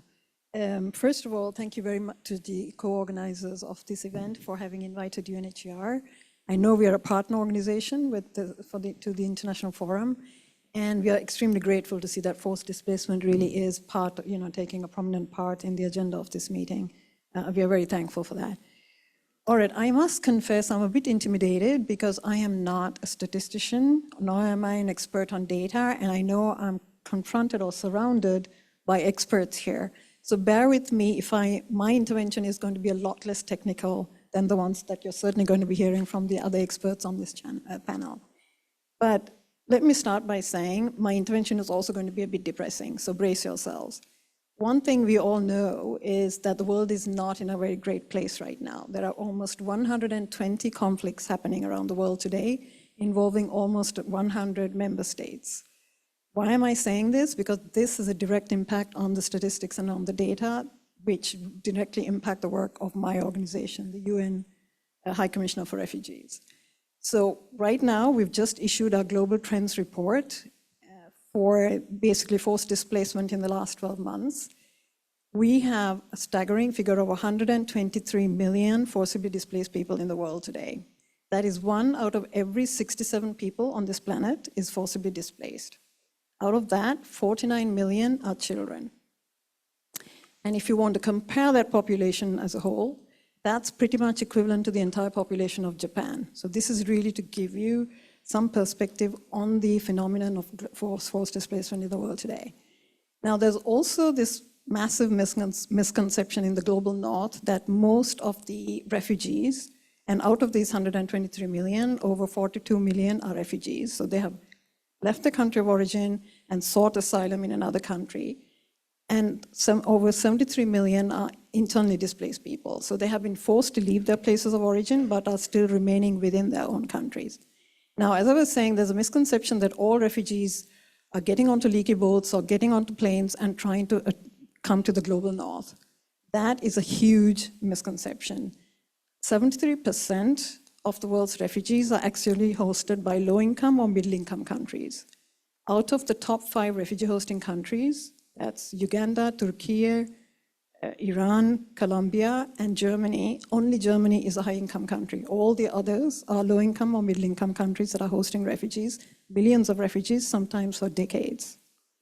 The other, and that is, these 5 countries are literally hosting over 1/3 of the global refugee population, even as we speak. The other rather staggering figure is the fact that 69% of the world's refugees are generated from 5 countries. Those are Syria, Afghanistan, Ukraine, South Sudan, and Venezuela. Not necessarily in the order of importance of numbers, but these are the top 5 refugee-producing countries, and they are responsible for generating 69% of the world's refugee population. Again, most of these refugees are in neighboring countries. They're not venturing beyond that. What are the implications of this for us? And now I'm departing a bit from statistics to talk pretty much about what's happening in the world today. The fact that there's such a massive forced displacement has put the entire humanitarian system, us, the humanitarian community that confronts these refugees and IDPs every single day, has reached a breaking point right now. Because just speaking for UNHCR alone, UNHCR's global budget has been $3.4 billion since 2015. That budget has not changed in the last 10 years. But in 2015, there were 64 million forcibly displaced people. Now we have over 123 million. So you can see the numbers are increasing of the forcibly displaced, but the budgets of the humanitarian agencies, and we are just one representative of the humanitarian community, the budgets have remained the same. So this is where the humanitarian system is now reaching a breaking point because the funding is not keeping up with the number of displaced, the number of conflicts, the violence, the persecution, and basically conflicts that are generating this forced displacement. So that is one very sobering statistic that we have to say. Just this year alone, to give you some idea as to the numbers involved, 180,000 refugee women and girls in South Sudan, 200,000 displaced women and girls in Ethiopia, and 291,000 displaced women and girls in Lebanon and Jordan, and women and girls from the host communities are not going to be receiving assistance because of the fact that we no longer have the funding to keep the centers that used to provide assistance to these people, including survivors of gender-based violence and other extremely egregious violations, we are not able to help these women simply because we don't have the funds to do so. 10,000 refugee children in Egypt will not have access to schooling because we do not have the money to enroll them in those schools. And the host governments themselves do not have the capacity to provide that assistance without international assistance being provided to them. So these are the realities of what we as a humanitarian system is facing. But more importantly, this is what is happening with the refugees and the IDPs in the world today. But it's not all gloom and doom. There is some efforts at solutions. For the first time in a decade, over 1.6 million refugees returned home, and over 8.2 million IDPs returned to their places of origin in their countries. Unfortunately, though, these returns are taking place in countries like Afghanistan, Syria, and Ukraine. And you know that these are not exactly countries with the most perfect systems that are able to absorb the return of their citizens into their countries without, again, international assistance to make sure that these returns are sustainable and that these refugees and IDPs don't feel the need to leave their country or to leave their place of origin a second time because of the fact that there is no infrastructure, no hospitals, no schools, and no access to livelihoods in these countries. This is where it's hugely important that the international community invests in the return of these people in their countries of origin so as to stabilize these populations so that they don't feel compelled to move again. We know, for example, that over 1 million Syrians have returned to either to their country of origin or to their places of origin within Syria since December 14th last year. So the willingness to return is there, the wish to return is there, but it's simply the fact that they require that assistance to be able to go back and live out their lives in safety and dignity. So these are some of the statistics that I wanted to share with you. The other thing is investing in solutions not just in return, but also in countries of asylum where these refugees are located. The minister was talking about investing in integration. That is absolutely key. And we are extremely happy to notice certain statistics, like for the fact that Ukrainian refugees in Poland are contributing something like 2.7% to the GDP of Poland. So that's what happens when refugees are equipped with the skills and the opportunities to be able to live and contribute to the economies of the countries of asylum in which they live. The other thing is, and that, Poland is in the global north, but you also have countries like Kenya, which have been hosting over close to 1 million Somali and Sudanese refugees for decades now. The Cabinet of Ministers of Kenya has adopted what is known as the Shirika Plan, which is essentially converting refugee settlements in Kenya into municipalities so that these refugees are able to integrate into the local economies, to contribute again to the local economies and to become self-reliant.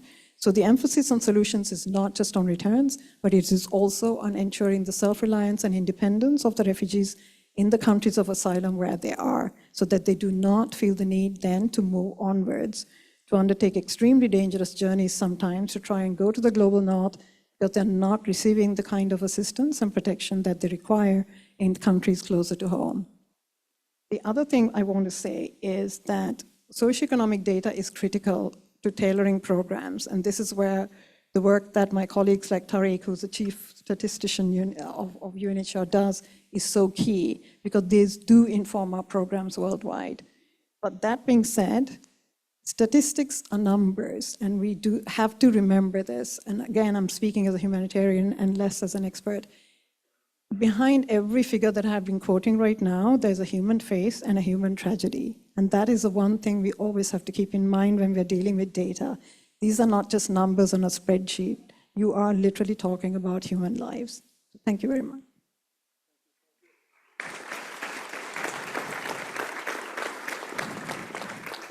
Thank you. Thank you very much, Ruvendrini. Thank you also for the last point you made. I mean, these are not just statistics. We are dealing with statistics here, but behind each and every of these numbers, there are human beings. And I think we have to always remember that this is a very important point.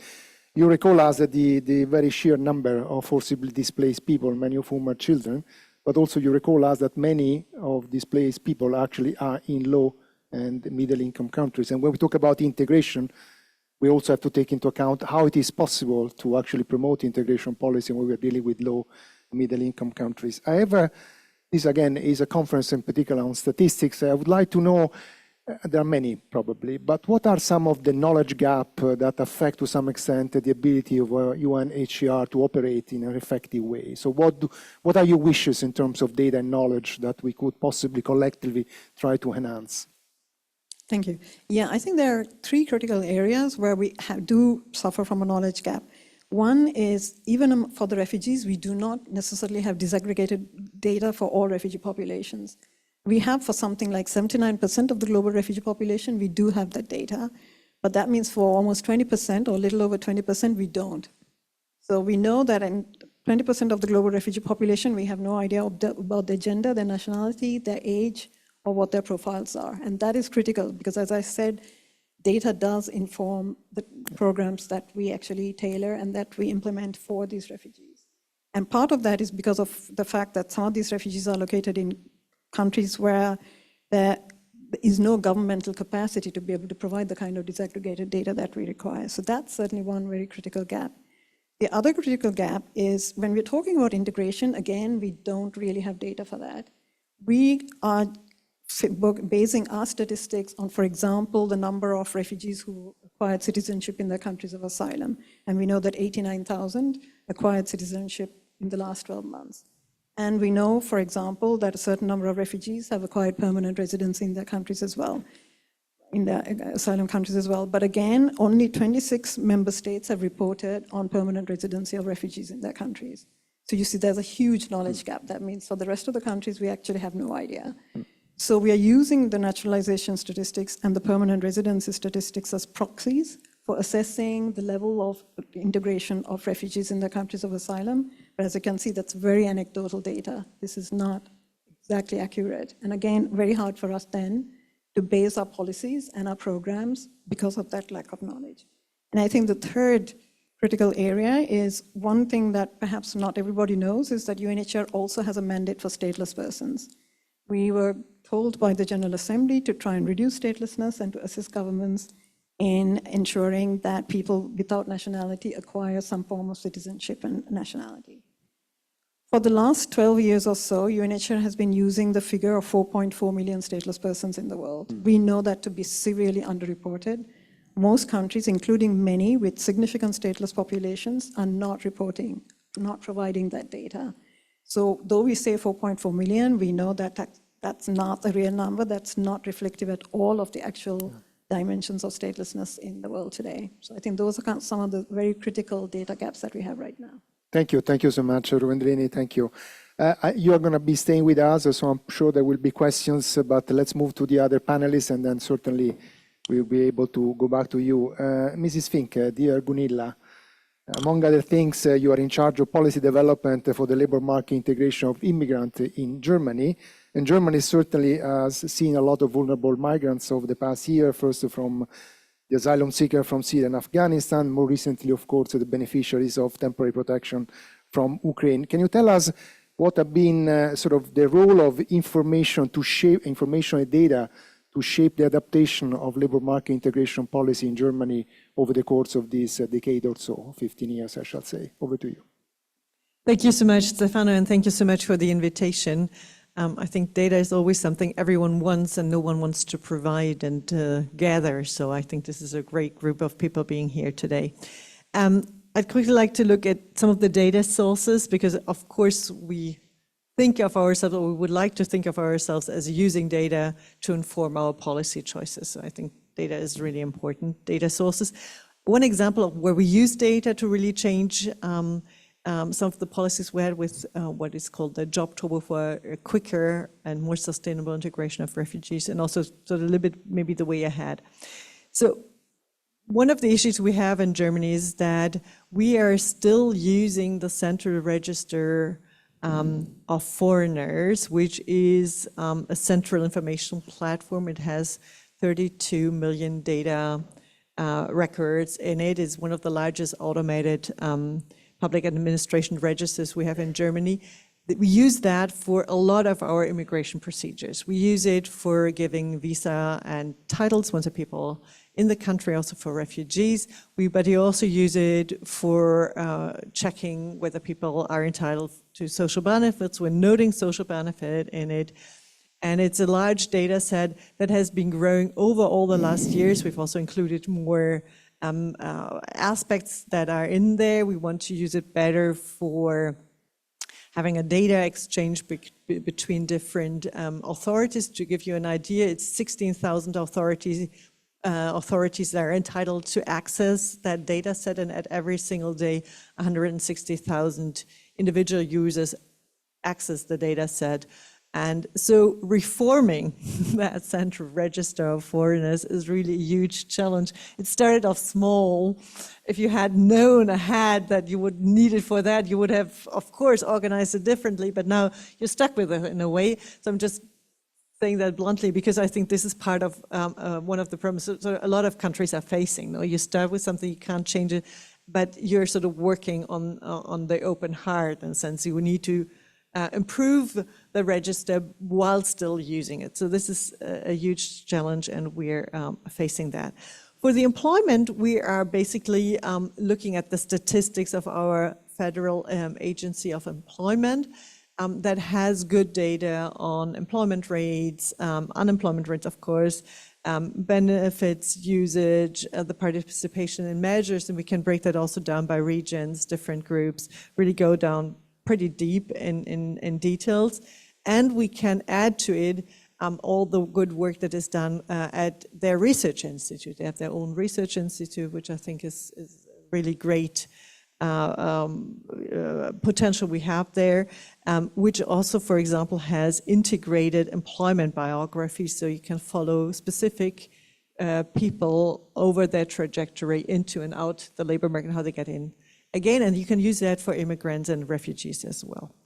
What the Research Institute is also doing is doing a lot of survey data or adding specific groups to official samples. So there has been a huge, some of you might know, I have been working with it, the EIB BAMF subsample that has been functioning now for 10 years. And there's also a migration subsample within our socioeconomic panel that has been working for 12 years even. So this is all good. What I feel we are still lacking, and we're always looking a little bit with some envy to Sweden and some other of the Nordic countries, or what they can do in sort of linking data and having this personal number, is really being very clear in our official statistics on longitudinal data and cohorts. I would like to say politically, how do refugees fare that are 3 years in the country, 5 years in the country, 10 years in the countries? And on statistical data, I'm not able to do that. This is a political problem because then we come up with employment rates that will include people who have arrived yesterday, mix them with people who've been in the country for 8, 9, 10 years, and make the average of the employment rate. So for example, now with the Ukrainians, we have exactly that problem. We have 33% employment rate, and that includes people who have arrived yesterday. The ones who have left over the time are not included. So it's a difficult situation, and also it never includes naturalized citizens. So anyone who takes up, even if as a second citizenship, German citizenship is out of these employment data, which of course is a problem. So you have newcomers coming in, and you have the people who are really performing well on the labor market becoming German citizens, they're out again. And then you have politically to argue that the data you have is how immigrants and also refugees are doing. And of course, it's not true. So this is I think one of the really political endeavors and statistical endeavors we have to address and get better at. What we also do is, of course, commission studies. I think nearly all countries do that. I just wanted to highlight one study, which was really the biggest one we ever did as an evaluation of our labor market integration measures for refugees. So 2.3 million refugees have taken part in these measures over the last 10 years. And what the evaluation showed was that these are very successful in bringing refugees into work. The ones that were based in companies were even more successful than the ones that were based with training institutes from the measures. And it also showed, and that really is something I think we always have to advocate then also, that these measures finance themselves, because people who've undergone the measures have better participation in the labor market, so they pay more social security, and they also pay higher taxes. And giving that increase, actually the measures are refinanced by themselves after 5 to 7 years.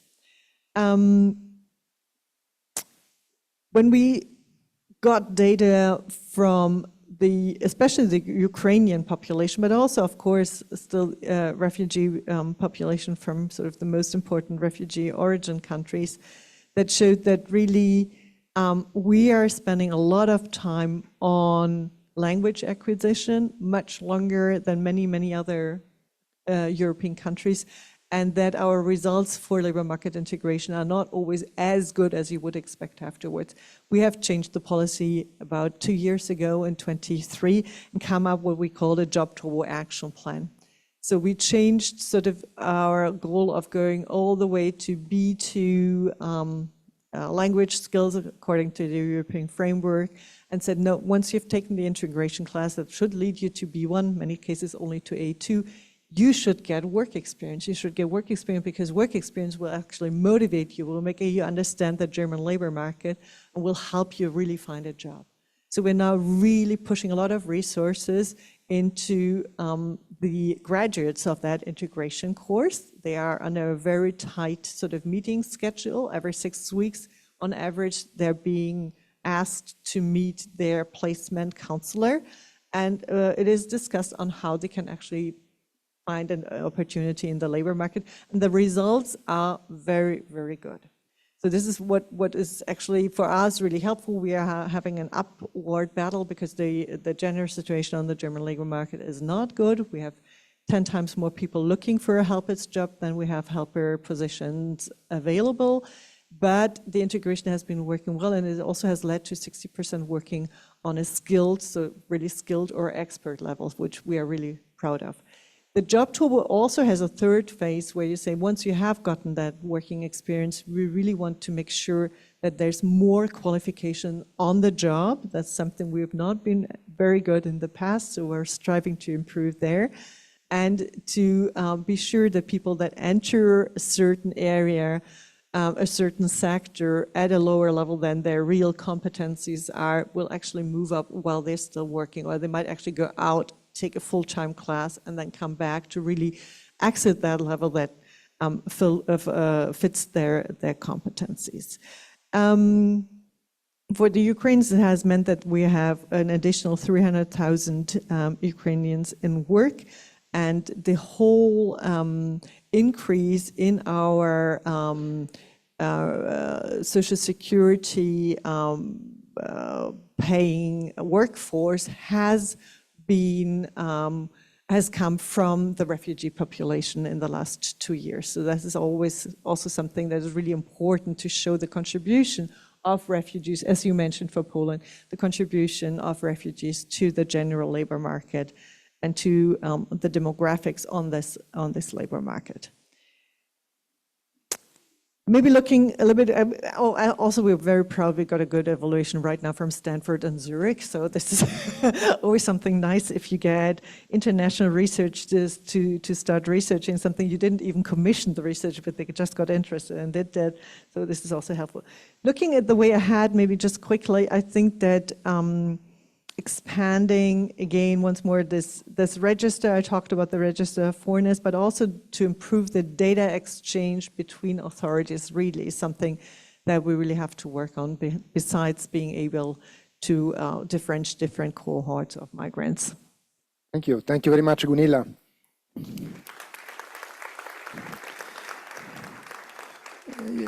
You also raise a number of important points, the central role that the Center Register of Migrants has played, but also because of its widespread use, how difficult it is to reform it, to adapt it. I think a very important point you mentioned is also the importance of longitudinal data to be able to track the way in which migrants evolve over time. We have basically cohort data, so we follow migrants with different duration of stay, but we don't follow the same individual.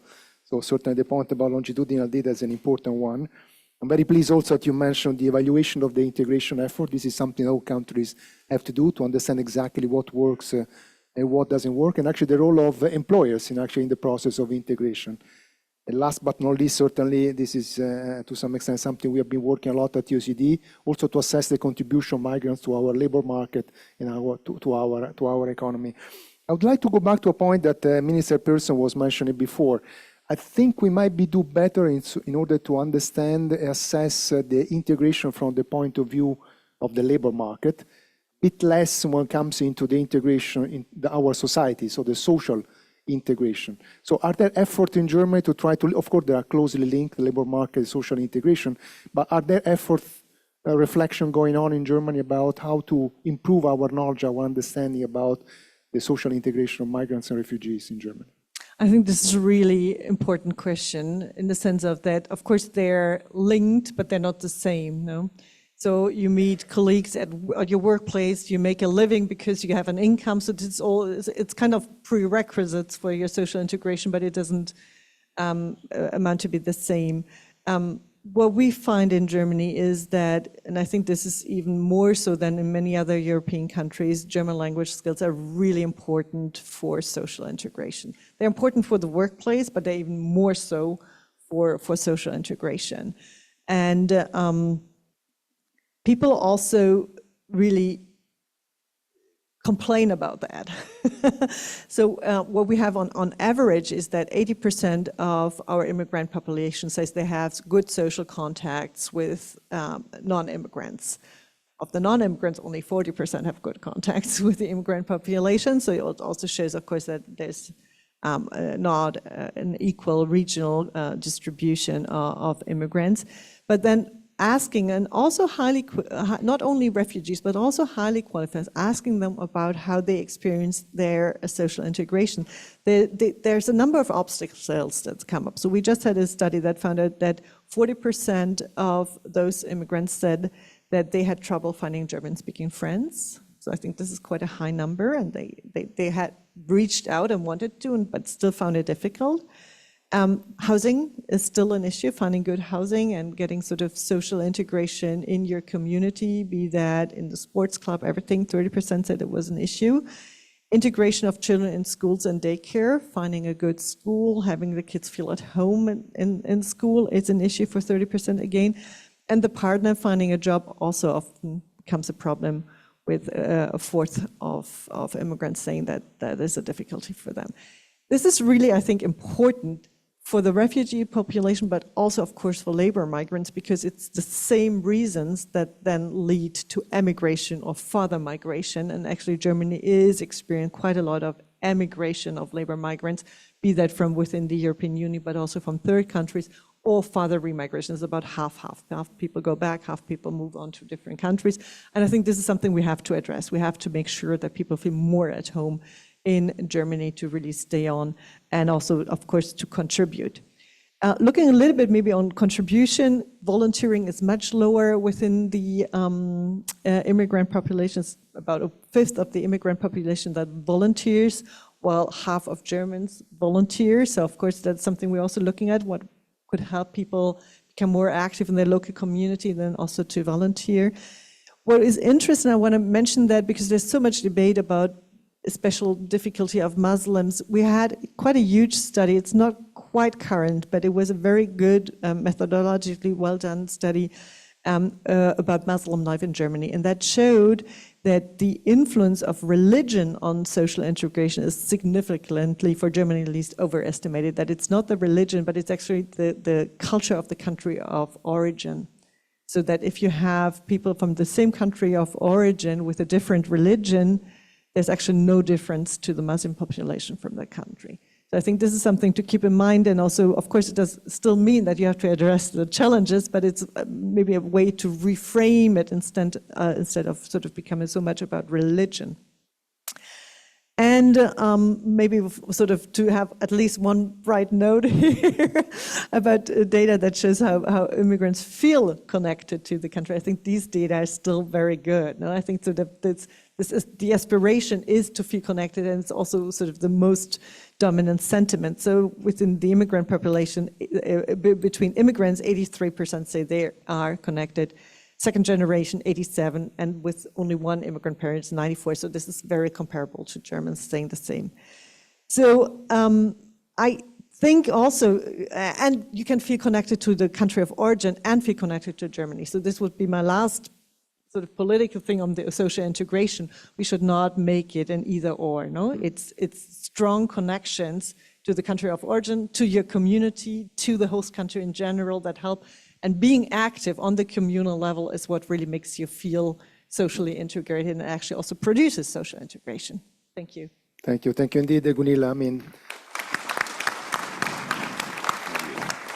there is no question that labor and social integration are not the same, but actually are connected. But also thank you for highlighting some of the important multidimensional aspects of social integration. I think Minister Persson would like to say a word on that. I found this, thank you for both of you, thank you. And I find this evaluation of the Muslim population in Germany. We haven't conducted the same kind of sophisticated analysis, but we have the same experience in the Swedish case. I mean, in Sweden we had a large migration flow from the Balkan during the civil war at the Balkan in the 1990s, and a large proportion of those migrants came from the Bosnian part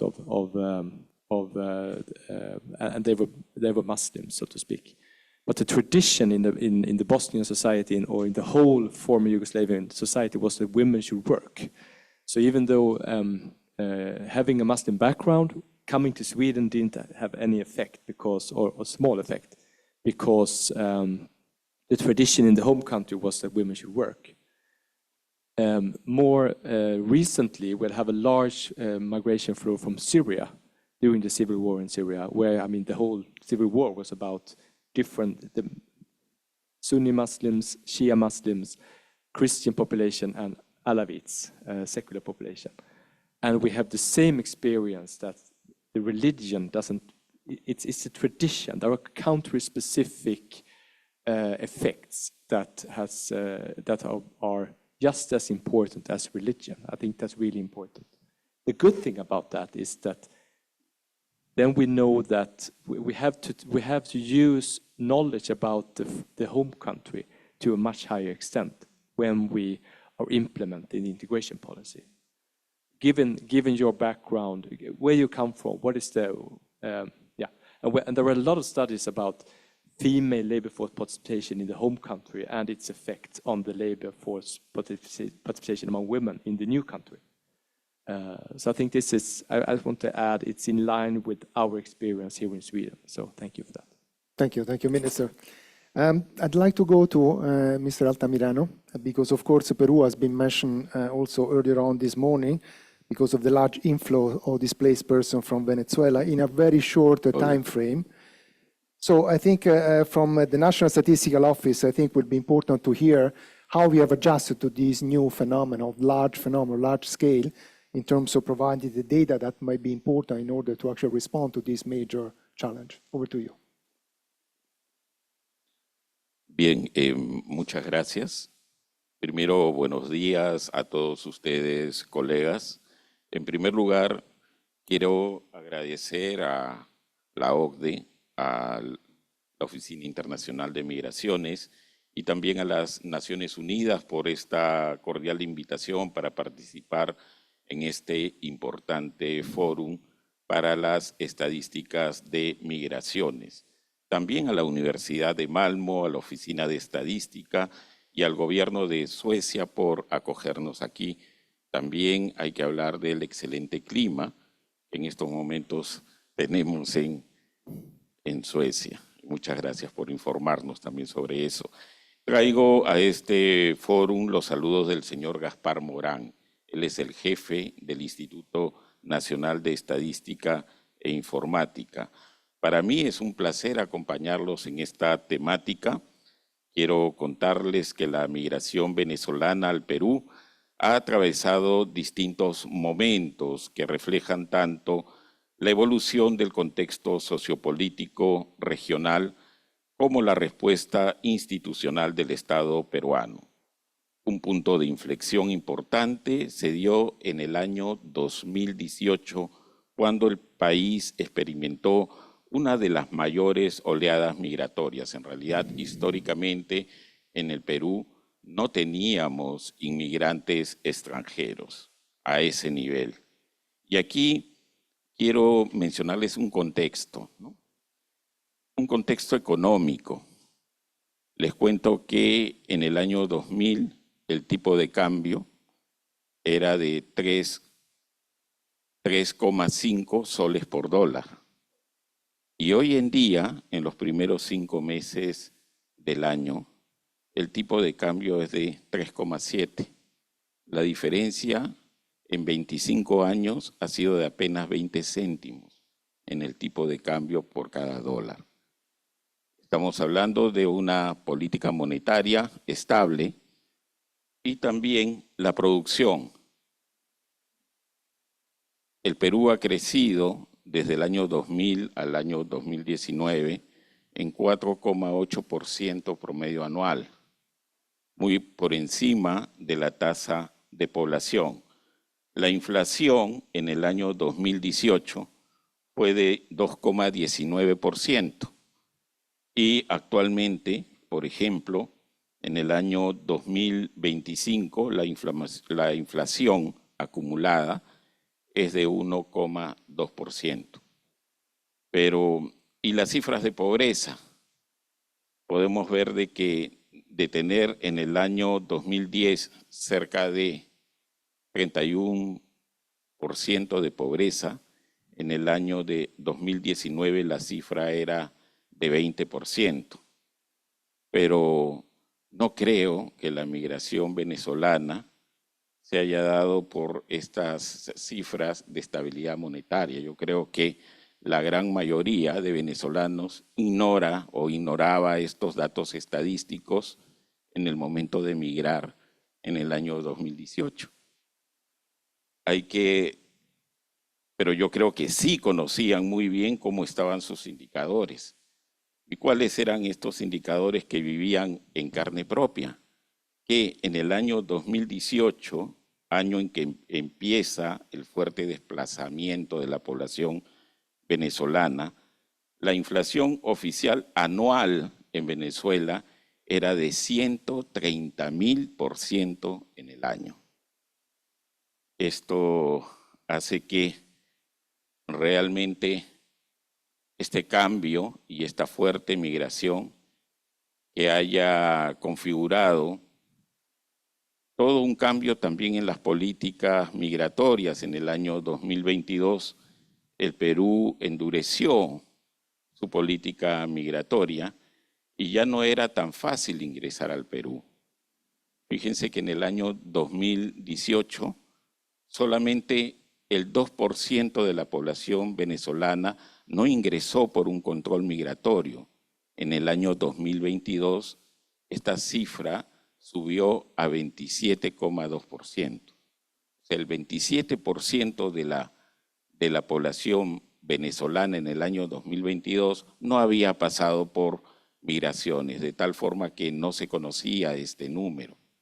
Y es por eso que se hicieron esfuerzos. Nuestro sistema estadístico nacional, si bien es cierto, el Estado peruano se preocupa por tener encuestas de hogares muy poderosas para medir temas de salud, de educación en los niños, pobreza, encuestas económicas. Calculamos también las cuentas nacionales en el Instituto de Estadística. Sin embargo, no estábamos preparados para tener una muestra necesariamente de población venezolana. Nuestras cifras eran nacionales. ¿Y qué hicimos? En el año 2018, gracias a la cooperación internacional, es que pudimos levantar una primera encuesta de la población venezolana. Y aquí nos ayudó el Banco Mundial, la Agencia de las Naciones Unidas para los Refugiados, la Organización Internacional para las Migraciones, el Fondo de Población de las Naciones Unidas, el Fondo de las Naciones Unidas para la Infancia. Todas estas organizaciones internacionales hicieron una bolsa y nos financiaron esta primera encuesta. Esta encuesta se realizó en 5 ciudades. El marco muestral fue prácticamente fácil realizarlo, ya que el año anterior habíamos ejecutado un censo de población. Entonces teníamos un buen marco, también una actualización cartográfica de una de las encuestas y también un registro migratorio que nos daba la Oficina de Migraciones, con quien hemos firmado también un convenio.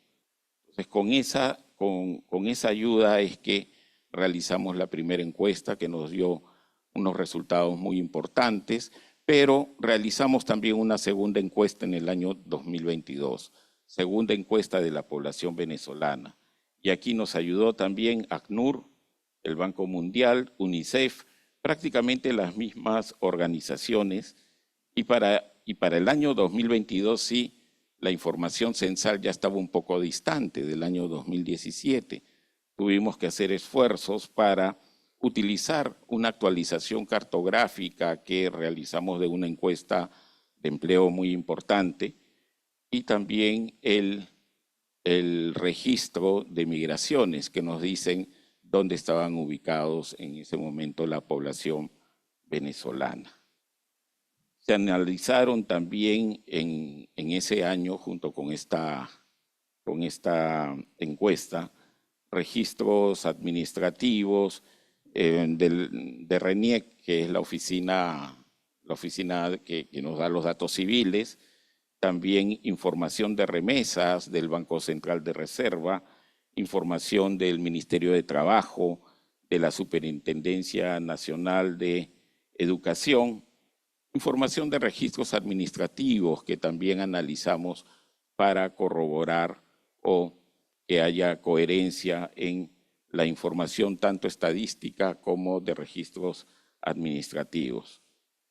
Y el año pasado hemos realizado una tercera encuesta a la población venezolana y gracias al apoyo casi exclusivo de ACNUR, nos apoyó para levantar esta información y nos está dando también datos muy importantes. Yo les hablé de que en el año 2022 el 27,1% de la población venezolana residente en el Perú no tenía un control migratorio, no tenía un documento migratorio.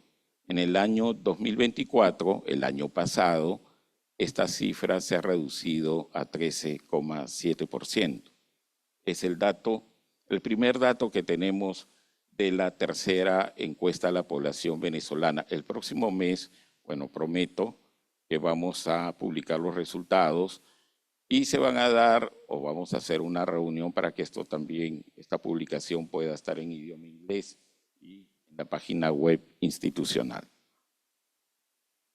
También quería mencionar, y sé que tengo muy poco tiempo, que tenemos una encuesta permanente del empleo nacional. Si bien es cierto, en el Perú el empleo se mide a través de encuestas, los censos de población son importantes, pero cuando no hay censo de población hay que hacer encuestas. Tenemos una encuesta nacional de hogares que nos permitía medir el empleo a nivel de los 24 departamentos. La encuesta permanente de empleo nacional, solamente de empleo en Lima metropolitana, era de corto plazo y solamente se medía en Lima, gracias a una misión de OCDE que nos recomendó que las encuestas de empleo también las teníamos que hacer en el corto plazo en todo el Perú. Y es así que la encuesta permanente del empleo nacional desde el año 2022 se mide en 26 ciudades del Perú. Y es a través de esta encuesta que les quería contar que tenemos un proyecto con el BID de bienes públicos regionales. El proyecto se llama Creación de un Toolkit Metodológico Digital Regional Armonizado para mejorar la medición de la migración en las encuestas de hogares. En realidad, lo que estamos haciendo con el BID es que podamos mejorar nuestro marco muestral y aparte de tener la información de actualización cartográfica y tener la información también de migraciones, tener un muestreo a través de conglomerados, es decir, donde se agrupan las viviendas las viviendas que alquilan generalmente la población venezolana. Y hay toda una metodología para que un hogar pueda ser reemplazado en caso no se encuentre, por ejemplo, a alguien venezolano en esa vivienda. Es toda una metodología que ya hemos hecho una prueba piloto y que esperamos este año ya ejecutar. Entonces, y el próximo año este año en el segundo semestre vamos a ejecutar el censo de población y vivienda. Y el próximo año esperamos también levantar una nueva encuesta de la población venezolana con el marco del censo de población. Es decir, se están haciendo muchos esfuerzos para integrar, no estoy hablando de la integración socioeconómica, sino también para integrar tanto registros administrativos con nuestras operaciones estadísticas de censos y encuestas. Y aquí en esta integración me gustaría a mí agradecer también por la labor de los esposos suecos Anders y Britt Wahlgren. Ellos elaboraron incluso una publicación en español hacia un sistema estadístico integrado y basado en registros. Y sabemos pues de que las personas dejan huellas por todo lugar. Yo le estaba comentando a mi colega, pero ¿qué pasa con la gente danesa, no? Porque hemos entrado al país y nadie nos ha registrado. No hemos pasado por un control migratorio, hemos tomado el tren a Suecia y nadie nos ha dicho nada. ¿Qué ha pasado? ¿Cómo están funcionando sus registros migratorios? Y después realmente recordé lo que nos decían los esposos Wahlgren. Ellos nos decían de que las personas siempre dejan huellas, ¿no? Cuando se matriculan en un registro laboral, en un registro de salud, cuando envían dinero o simplemente en el teléfono móvil. Y es allí como se está captando la información. Bueno, eso es lo que quería mencionar.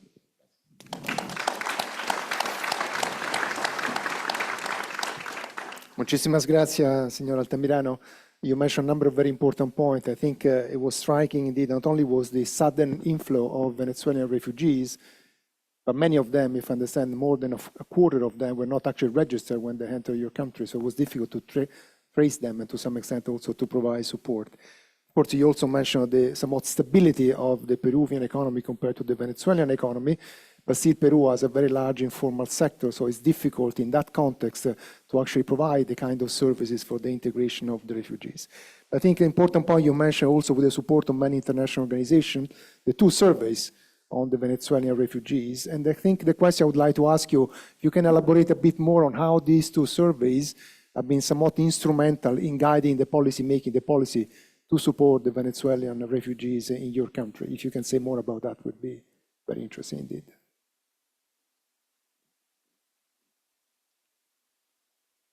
Perfecto, sí, tiene usted toda la razón respecto a la informalidad.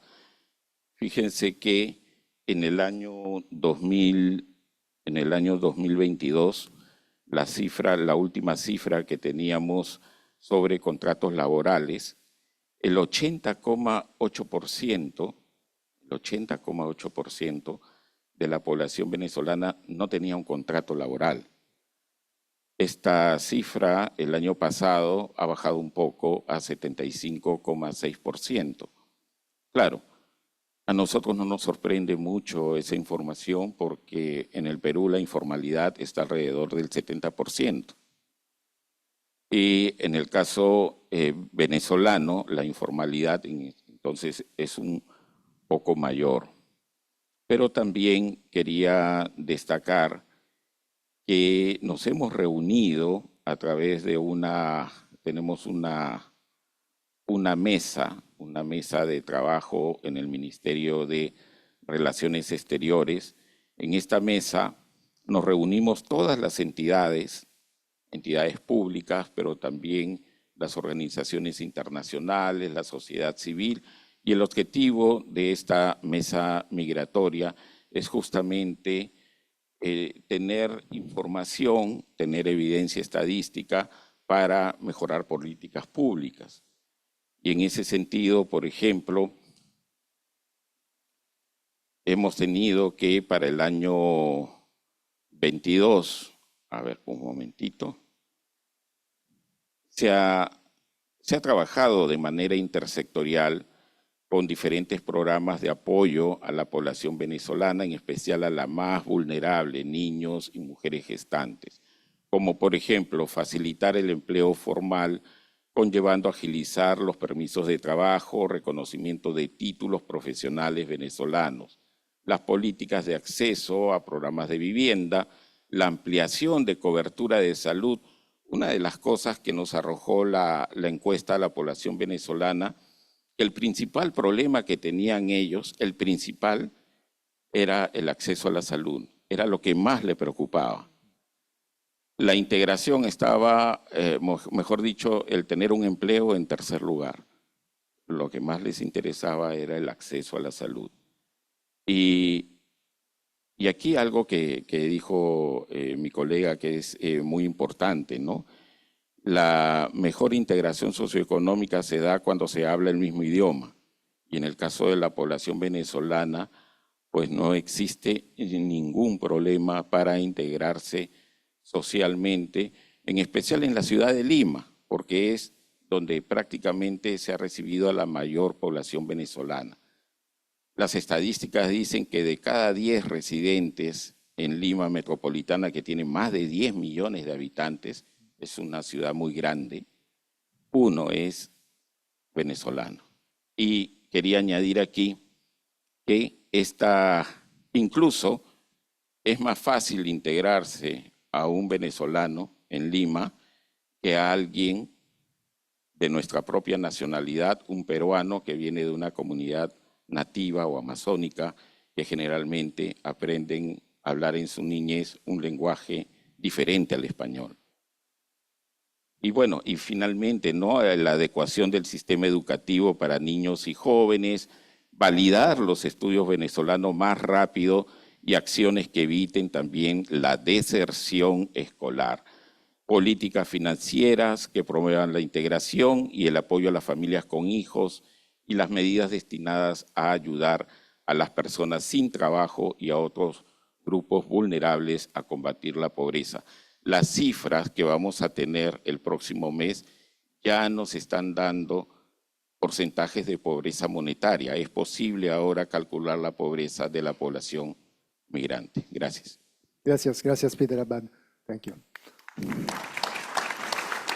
I think you mentioned a number of important points. Of course, the language barrier is not an issue for the Venezuela to integrate in Peru, but I think in Peru, like in Colombia, the immediate access to the labor market, but also the immediate access to health services has been something that I think we all have to learn in terms of integration of people who are fleeing a country because of the situation in their own country.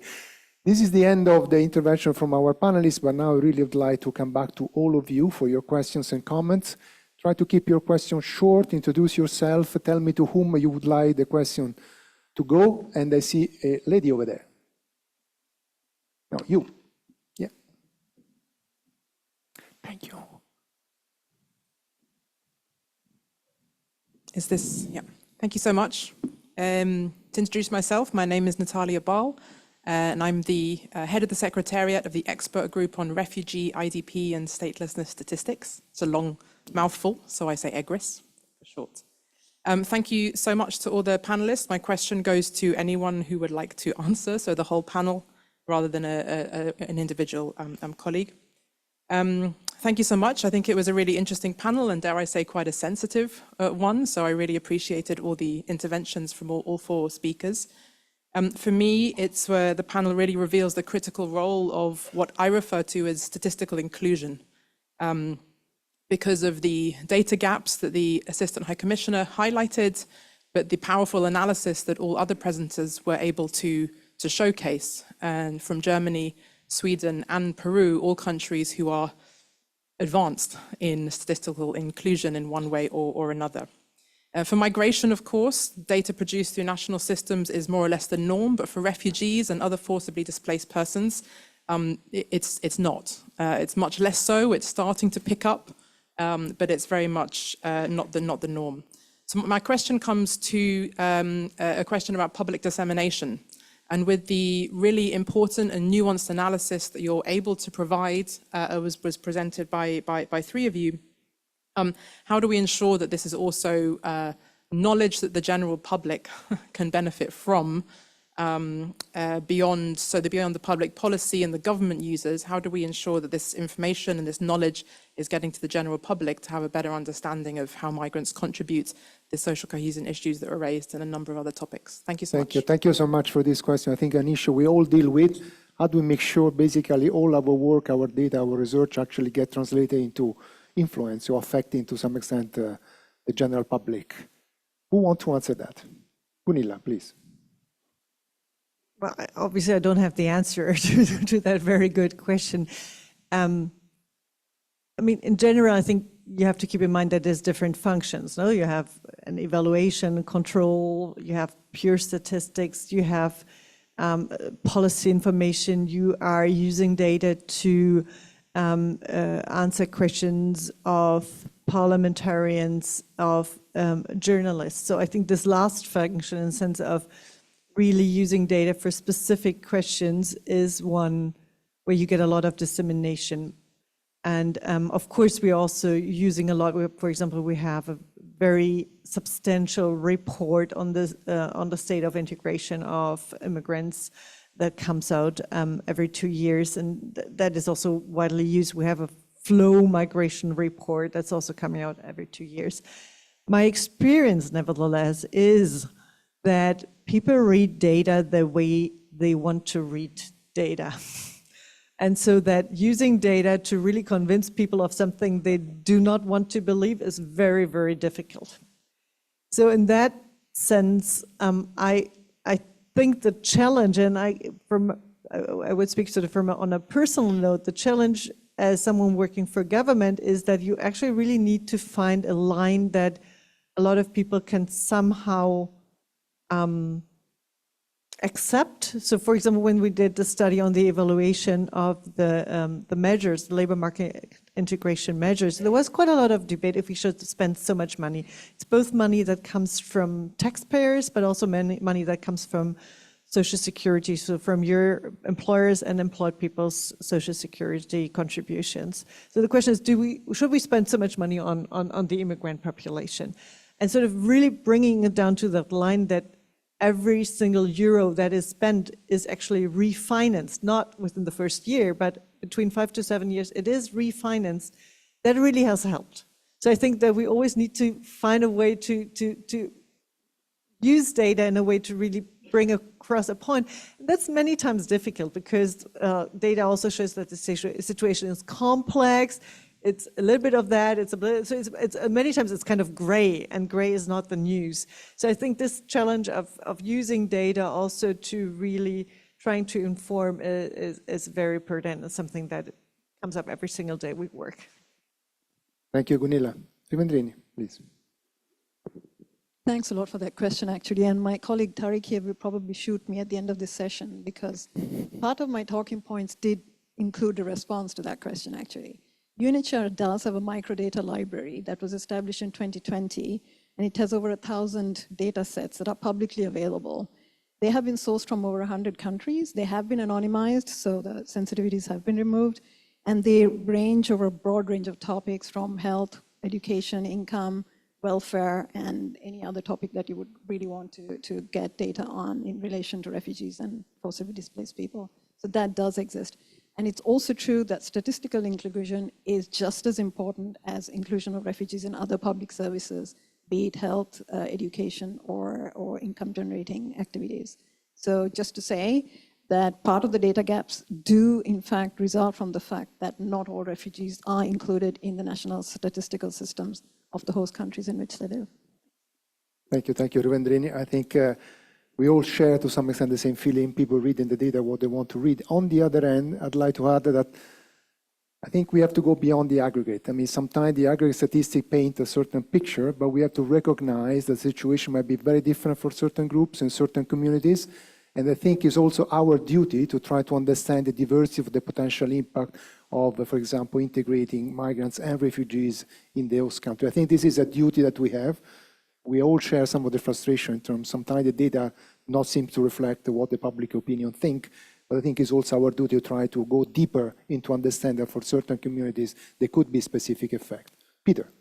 Sí, solamente agregar que la última investigación que estamos haciendo, la tercera encuesta para la población venezolana y que ha sido coordinada con ACNUR, justamente tiene información sobre la situación migratoria y necesidades de protección, un tema de discriminación y de situación de género, pero también el grupo de trabajo de la mesa migratoria tiene un subgrupo de comunicación que lo que quiere es contrarrestar los fake news, ¿no? La xenofobia que hay en estos momentos en algunos medios, ¿no? Sobre la población venezolana, ¿no? Atribuyéndole la criminalidad o la alta tasa de criminalidad que hay en estos momentos en mi país. Entonces, se trata de, con evidencia estadística, mostrar de que eso no es cierto. Thank you. Gracias. Other questions? Over there, please. There are two. Thank you. My name is Anka Kovrigova. I'm from Integration Center Prague. We are actually an NGO providing services for migrants. And I heard a lot of discussion today about migration and integration. And I think that integration especially is an issue of expectations, and to the extent these expectations are met.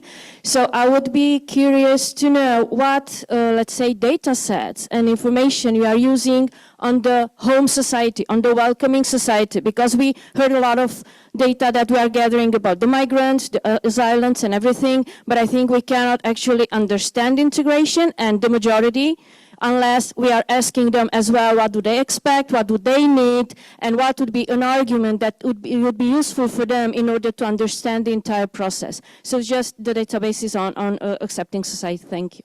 Thank you. Who want to answer this question? Difficult one. Gunilla.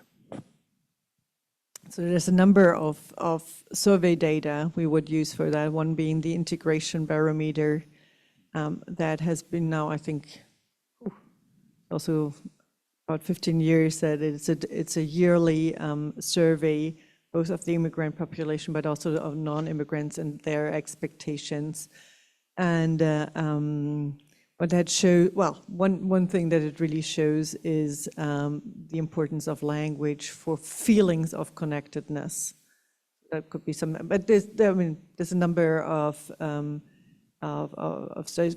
A lot of us also, of course, focus on people that work and gain their own living, are welcome, and sort of that you have to strive to go that way. That is, but sort of the strongest connection indicator is always language. Any other observation on this point? Peter Wendrini? No? Perhaps a slight digression, actually, because I realize your question essentially focuses on people arriving in the global north, like whether it's in Europe, North America, or Australia. But there in these countries which have very sophisticated asylum and refugee protection regimes, UNHCR doesn't really get directly involved in integration surveys, etc. But we do that systematically in countries of first asylum where the government is certainly not able to do that regularly. Because in many instances, we are implementing many of these programs for the refugees directly ourselves, and we need to know from them what their expectations are. And I have to say, they're pretty basic. It's access to hospitals, access to schools for their kids, a roof over their head, and food on the table. But sometimes we do have to tailor those expectations as well, because, as I said, things that we take so much for granted here would not necessarily be available in certain countries. I was the UNHCR representative in Pakistan, which is now been hosting millions of, about 3 million Afghan refugees since the 1970s. And many of these Afghan children of school-going age do not have access to education unless UNHCR or some other international organization facilitates that. And that is simply because the government of Pakistan is not able to do that when something like 22% of Pakistani school children do not have access to schools either. So it's also not just surveying the needs of the refugees, but also mitigating the expectations as to what they actually would be able to avail themselves of in terms of services in these countries. Thank you. I think there was a question over there, and then... my name is Adolfo Somarribas. I am the coordinator of the platform on statelessness for EMN.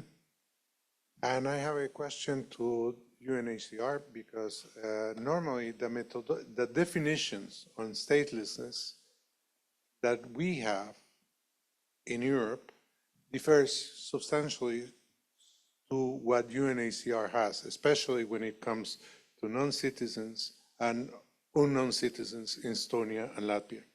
And that creates a huge problem because when we have done the evaluation, I conducted tried to see how member states of the European Union define on how they count stateless persons. It was totally different. So I want to know if that there was supposed to be a revision on the methodology for UNHCR. So I want to ask if that has done. And I just want to come back to what Peter said. This is a comment on the side. Now, there is a lot of xenophobia against Venezuelans, but it's funny how things have shifted from the pandemic, because at the time, in the pandemic in Peru, it was the Venezuelans who were picking up the bodies and all this stuff from several neighboring countries. So I just wanted to mention that. Vendrini? Okay, I must confess, I really don't know the answer to that question, and I'm looking at my colleague here in case he does. And he might want to actually have a conversation with you bilaterally on this one. But just to say, in terms of the definition of stateless persons, we go with the definitions that are contained in the 1954 Convention relating to the status of stateless persons, and of course the 1962 Convention on the reduction of statelessness. These are for us the defining instruments that we use in any of our activities, be it collecting data or be it actually assisting the people or assisting the governments to assist these people. But Tariq will come back more, I think, to you on the methodology. Thanks. We can go back to that in the break. A newcomer into the issue of migration, Jean-Christophe. Thank you very much, Jean-Christophe Dumont, the head of the Anti-Migration Division at the OECD. Thank you very much for your insightful presentation. You clearly make the point very convincingly about the need for data to make good policies. I fear that the intuition is often that migration data are for free, or that my data in general is for free. You just tell me how many, tell me what and why, without the full understanding of the investment that is needed in order to develop the data infrastructure and to maintain it. At times where public budgets are under very strong pressure, what would be your advice in terms of convincing your ministers of finance, that we need to continue investing in data to support policymaking? Thank you, Jean-Christophe. And I can't resist actually to follow-up question. In other fora, we talk a lot about digital technology, artificial intelligence, and the impact they could have also in improving public services. I wonder also whether you think that artificial intelligence can be a tool to better profiling the needs of individual migrants and refugees, target a specific intervention to support them more effectively, but also possibly to spend less. Any? Well, this is sort of, I think, part of my daily work life in the sense of convincing the people who are responsible for the budget that what we do is really makes sense and should be continued or should be even strengthened. With the data, well, I think it is most difficult if it comes to the research section, no? To provide data that can also be used for research. If it's clear that it really is data that has sort of very strong usage in government procedures, you don't have that much of a debate on that. So, and actually the highest cost, in my opinion, is actually for the good quality of the data that you need for government procedures. So that if you have that, you already have a good bottom line. What we are experiencing, and this is very much to your question, is also the AI question, is sort of the quality of the data. Maintaining a stable, high quality, centralizing data, This is, of course, a specific problem in a federal state where you have 400 foreigners' offices. Well, I don't want to go into more details, but it's sort of, data is very many times decentralized. That reduces, in many cases, the quality of the data. It makes it more difficult also to have a good and functioning data exchange that will really bring data, not just sort of be able to pull the data, but really have the data right away in the software you are using. So this makes it really, really difficult. In my view, centralizing data and improving data quality is the prerequisite for any kind of automation, further digitalization, and in the long run, of course, also for using AI. But what you already see is that if you improve data quality and you start to use really basic, I mean, I'm not even sure I would call it AI, but sort of basic patterns of fraud control, you find so much more incidences of fraud in any kind. So this, for me, is also a very important argument then to bring up against in front of people who are responsible for budget, to say like, yeah, but we need that kind of good quality of data because otherwise we're actually losing money. So I think this could be something, when you're asking specifically of where to invest, I do think there are fields, for example, one thing that is being like, well, it's more discussed within research, but it would also be kind of a dream for myself, is the question of where do you put what kind of, if you have a residency requirement for refugees, what city or what community do you choose for that specific person? And any kind of sort of overarching, very quick AI checks that would have, well, there's the profession, personality, needs a schooling place. If you could really help people come to a place where they actually find good conditions for themselves, for opportunities, really, that would improve so much overall results. So I think there is potential, but it's still a long way to go, in my opinion, at least for Germany. Okay, thank you, Gunilla. Ruendrini, Peter, any final word on this point? No, from Ruendrini, Peter?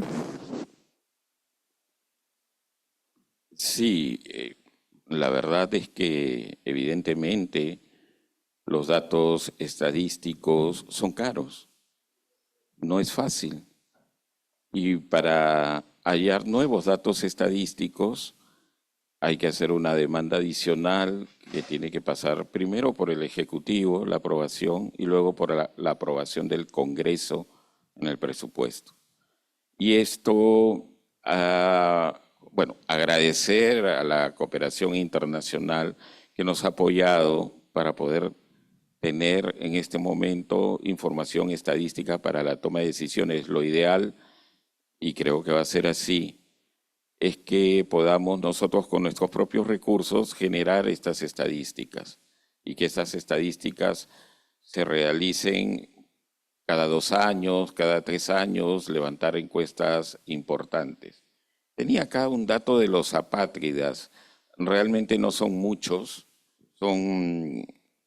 solamente quería comentar de dónde venían, de población afgana, albanesa, angoleña, de Antigua y Barbuda, pero los movimientos son muy reducidos, ¿no? Prácticamente no hay una gran población apátrida en el Perú, ¿no? Y solamente terminar también de que vamos en estos momentos a ejecutar el censo de población y pensamos el próximo año mejorar todos nuestros marcos muestrales y presentar también nuevas... la inteligencia artificial. La inteligencia artificial. Ya en el instituto, desde hace años utilizábamos, yo le voy a llamar inteligencia artificial, la codificación automática de los censos de población o de las encuestas, ¿no? Basta que alguien digite cuál es su actividad económica o a qué se dedica para que automáticamente se pueda generar un código de actividad económica adecuado y de esa forma ya no hay necesidad de que hayan personas detrás de ese proceso que era bastante engorroso. Y el sistema se va alimentando con la información. Y evidentemente con inteligencia artificial se pueden hacer muchas cosas. No sé, con Big Data ya se podían hacer muchos casos con los teléfonos celulares. Ahora la inteligencia artificial es otro mundo en el cual estamos ya investigando en el Centro de Investigación y Desarrollo del INEI. Nada más. Thank you, Peter. Ladies and gentlemen, this is the end of our first plenary session. I think you would agree with me that it's been a fascinating discussion. I'd like you to join me for a round of applause about our panelists for this session. Peter, over to you. Okay, some housekeeping. So the lunch is now until 2:15, and then you have to be back in this same room for plenary 2 of today. Share recommendations for where people can find lunch. Now, lunch you can find just outside the door here. It costs about $11. You can go outside. There are some restaurants, poke bowl, salad bar. There's always also a sandwich bar over there. And there is the other university building where you will be in the afternoon. There is also a lunch restaurant. Cost about the same as here, $11, and there is a lot of food over there. If you want to do it really nicely, a little bit more upscale, you go outside to the left from this building, to the right after the university building, and 100 meters, and there you will find a food court, Saluhallen, where you will find fine dining, Italian food, fish, whatever you like. So, be back on time. Good. Oh. Stop. Sit down, please. A picture, it seems. Take a picture of everybody. So let's take a picture. Maybe actually, I think maybe it's good if you can stand. Everybody stands, and we take this picture with everybody standing, and I think that would be nice. You do that?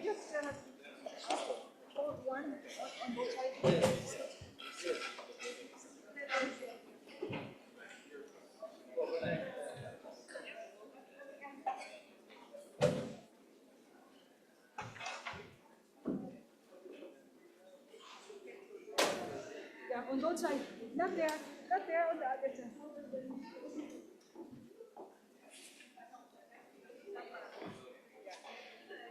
I will join.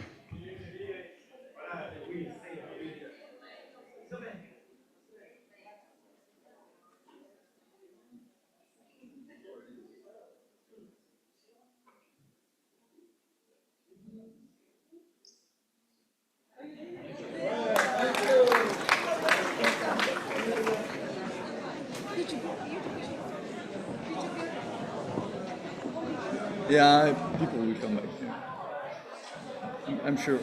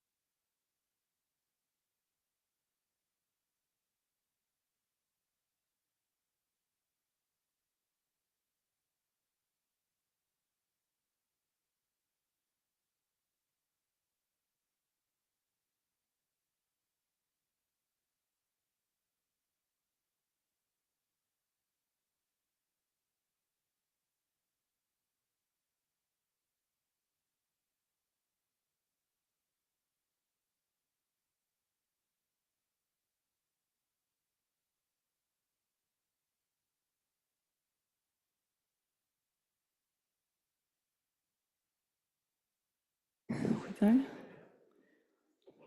Prova? Yes. It works. Hello, hello everyone. Please take your seat. And welcome back. I hope you had a great break and you are all ready for session number 2.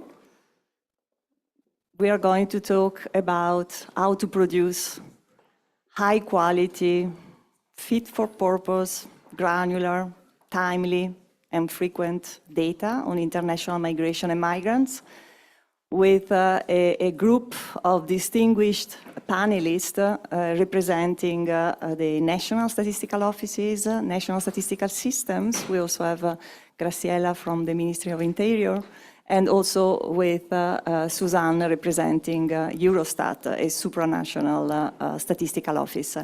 I'm Francesca Grum. I'm Assistant Director at the United Nations Statistics Division in New York. So I'm here on behalf of DESA, the Department of Economic and Social Affairs of the United Nations. And it's a great pleasure to be here with you today and to moderate this important discussion where we will really cover and learn from best country experiences how to produce relevant data. So if this morning we were really talking about the why we need to produce data on international migration, on temporary mobility, this afternoon we will really focus on what to measure and how to measure in line with the latest international statistical standards. And you'll hear us talking extensively about this latest set of recommendations, the UN recommendations for producing comparable statistics on international migration that were just recently adopted by the UN Statistical Commission. That's the highest, the global intergovernmental body in charge within the United Nations, in charge of all statistical matters. So that's a big achievement. A few of the speakers this morning mentioned these recommendations, so we'll try to introduce them as much as possible, knowing that there is also a dedicated session, I believe tomorrow afternoon, where my colleagues will give you many more details if you are interested. Okay, so let me first introduce our distinguished speakers, and for that I'm going to go back to my notes.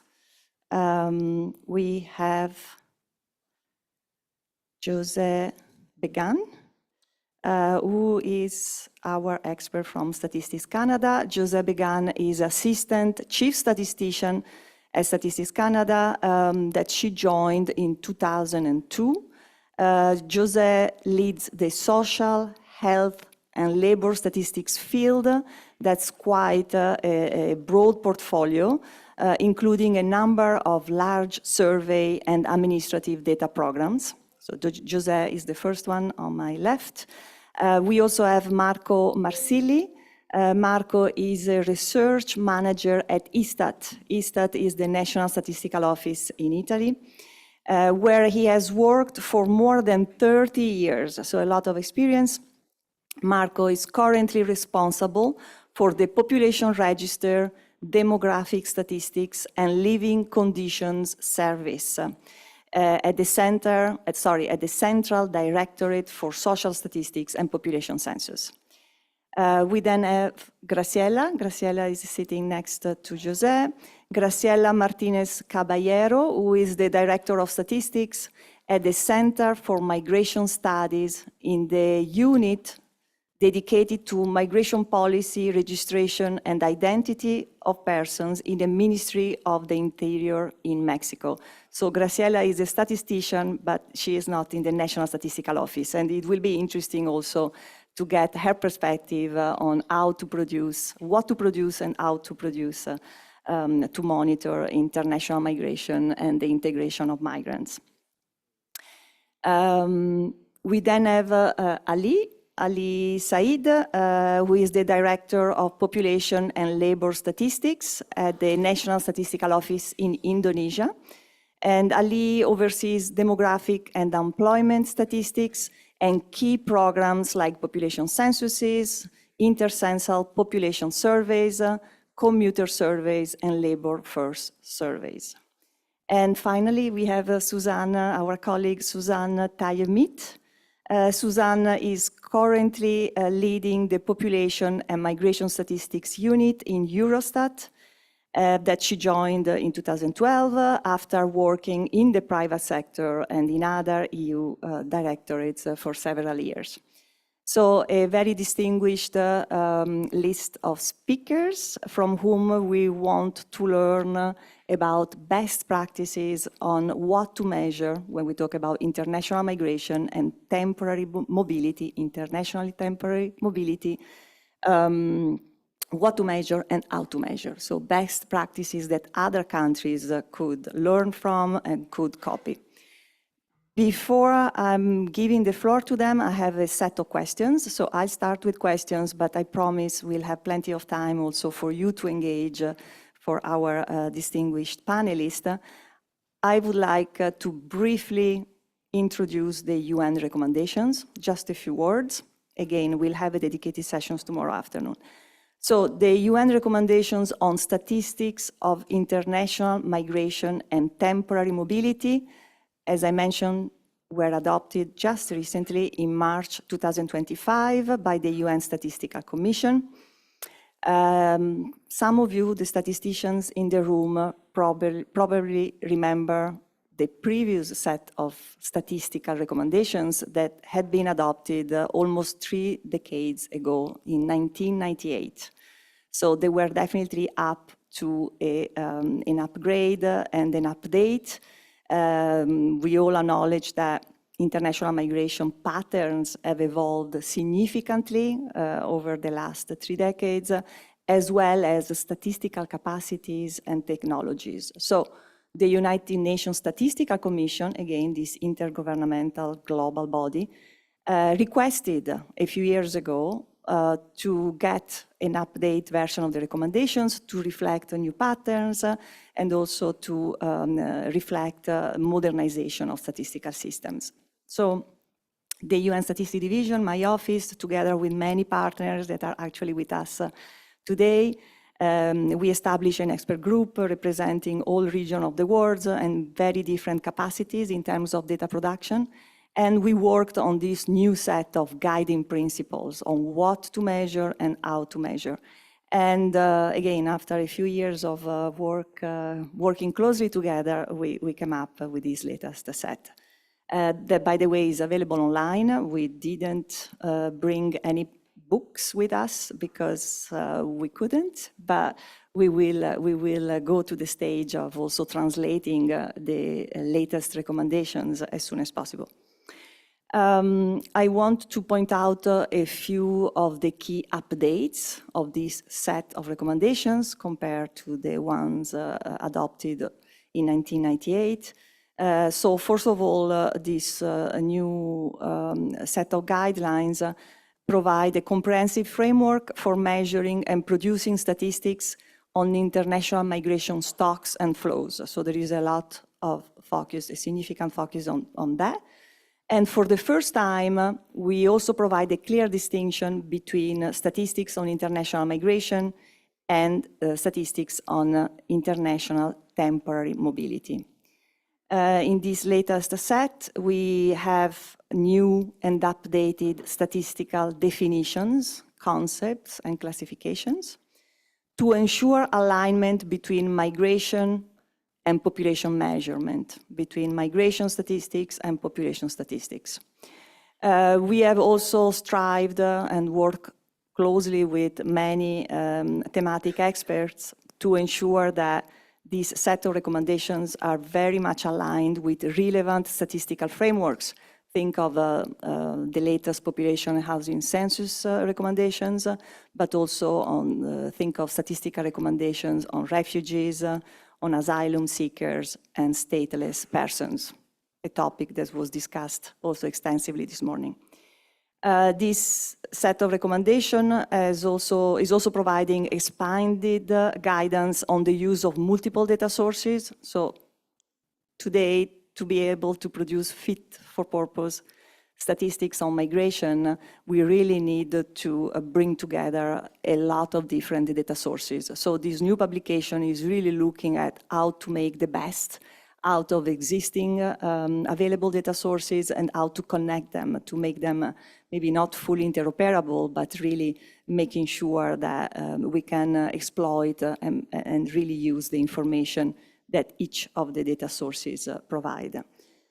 So there is a lot on the operationalization and how to make that happen.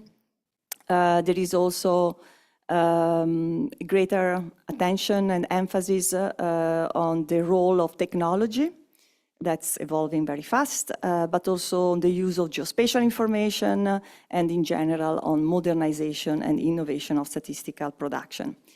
Finally, yes, I mentioned that the publication is available online, and please tomorrow I invite you all to attend this dedicated session.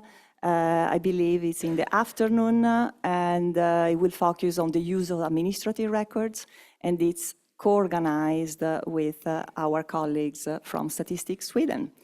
So with that, let me start with our first round of questions for our speakers.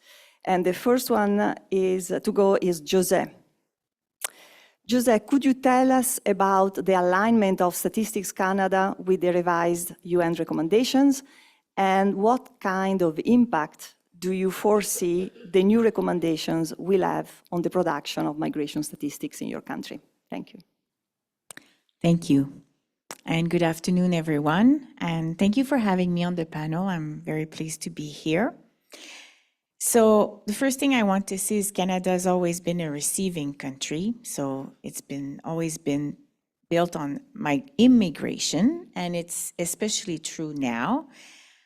So we've recently had record high levels of immigration, both permanent and temporary, which drove strong demographic growth. So in fact, 98% of our population growth in recent years came from immigration. So this means that migration policy needs are rapidly changing and growing alongside the population. So there is demand for more timely, more accurate, and more relevant statistics on migration and how it affects the Canadian economy and society. So in Canada, we don't have a population register, but we do have a variety of statistics to meet the same needs. So for instance, the census of population is taken every 5 years, and we also disseminate annual projections alongside more frequent demographic estimates. They are done on a quarterly basis.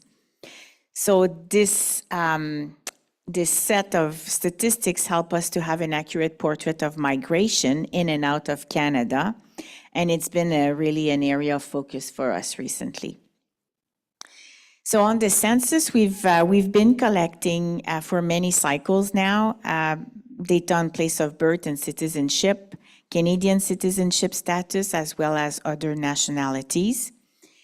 And we also have a linkage environment where we integrate immigration data with the census of population. So that helped us reduce burden for our respondents, but also it allowed us to make more disaggregated data. So think in terms of immigration data, disaggregated by income level, employment, or education statistics. We also have a number of other surveys that cover migrants, like the labor force survey, and we also combine administrative data for all immigrants and temporary residents in Canada with tax files, so with income data, and we create what we call a longitudinal immigration database. So together, these efforts gave us a holistic, long-term picture of how people settle and integrate into Canada, including outcomes for second-generation immigrants. And on the revised recommendations, I would say that overall Statistics Canada is well aligned with these recommendations.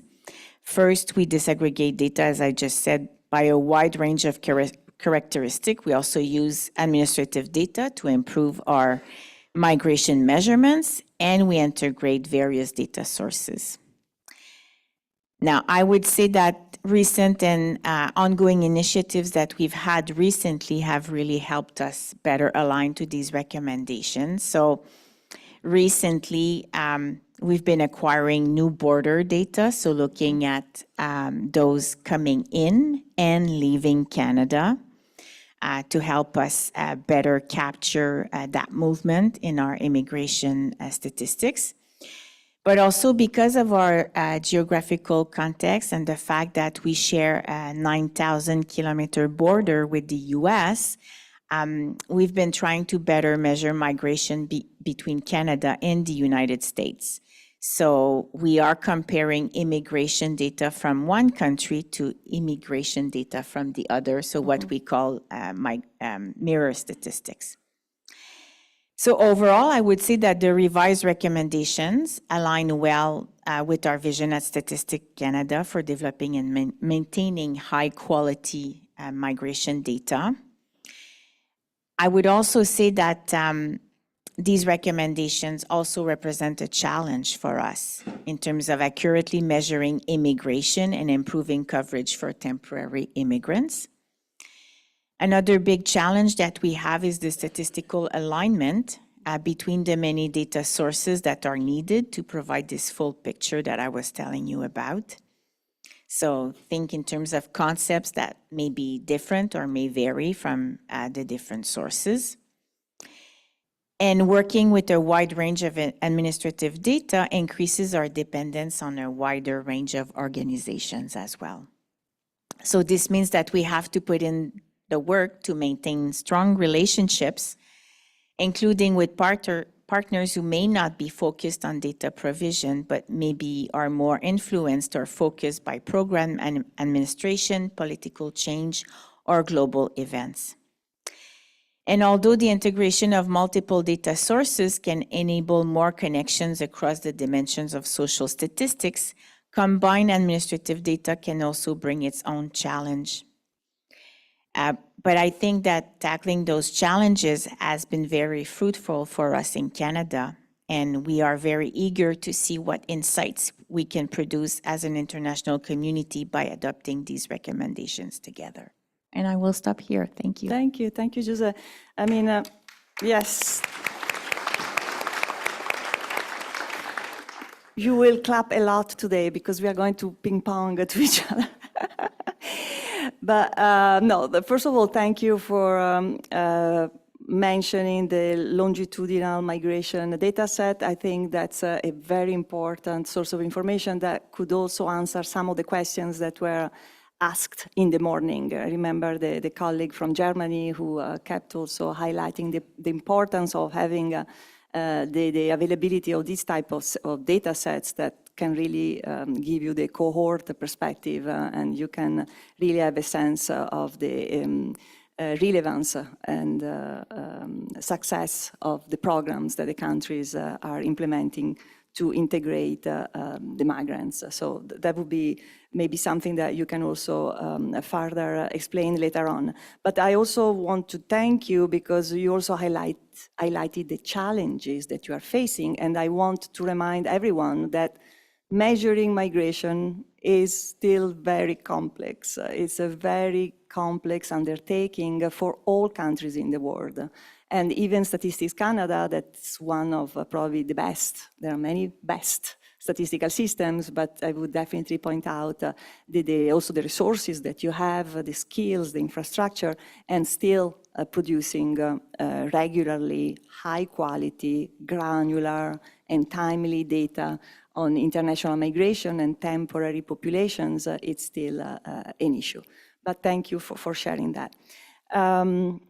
And I'll get back a little bit later. Let's move to Marco Marsili from the Statistical Office in Italy. So Marco, Italy is known for using its population register system to strengthen demographic statistics.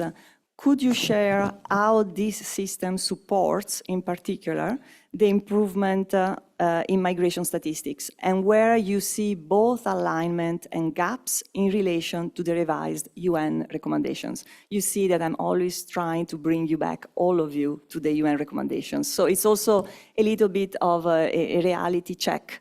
Are we proposing and recommending to countries something that is useful with these recommendations? Marco. Thank you. First of all, thank you for inviting me.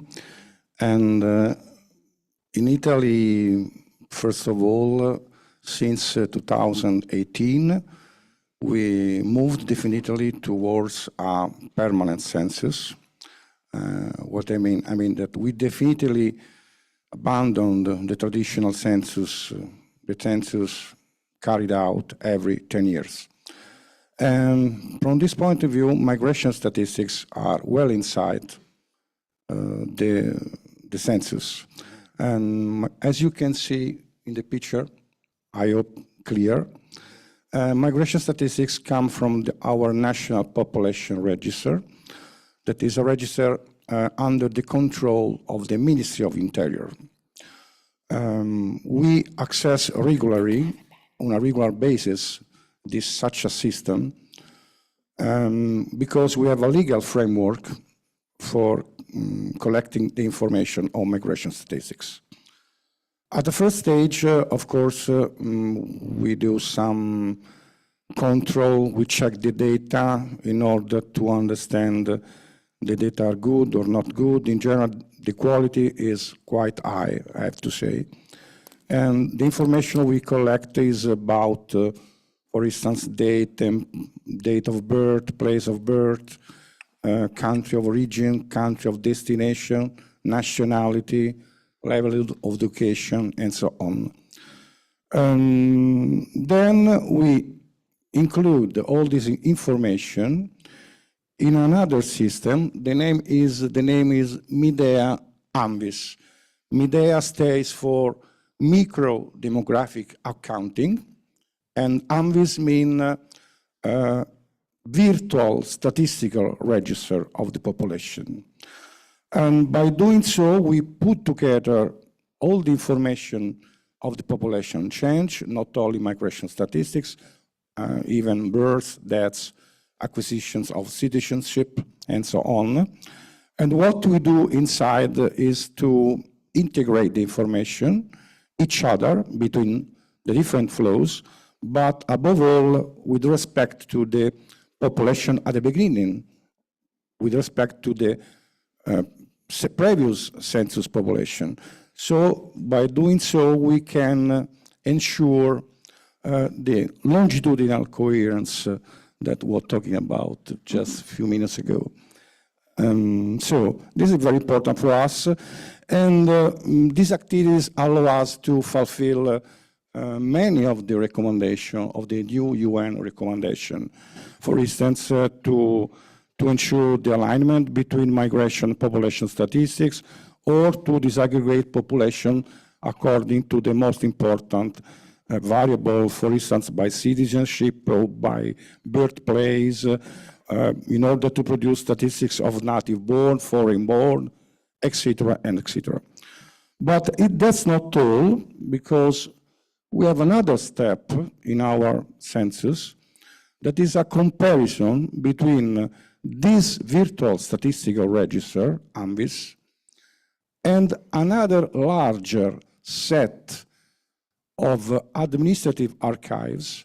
The name is AIDA. AIDA stands for Archive of Integrated and Deterministic Data, administrative data. And for instance, inside AIDA, we have information coming from the tax register, the social security register, the education register, the cadastral buildings, the energy consumption registers, and so on. What is the meaning of this activity? We would like to compare our demographic statistical register, ANVIS Midea, against all the administrative sources we can access in Italy. And this activity allows us to verify the so-called signals of presence of the population. And this comparison give the possibility to have a determination of the population census. Crossing the administrative information with the population statistics, we can have three possibilities: people staying in both the system, people not staying in the population but having sign of life, and last, the contrary, people stay in the population register but not having any sign of life. And by doing so, the first two conditions allow us to define the census population. But even the third archive is very interesting because it's the so-called overcoverage. Inside the overcoverage, we have also other people that very likely emigrated from Italy to abroad sometime in the past. So this is another possibility. We are now implementing a specific study on this aspect in order to derive a further number of people who emigrated. As you know, one of the limits of the administrative information on emigration is that emigration is usually underestimated, you know. There are any gaps in what we do? Yes, there are some gaps.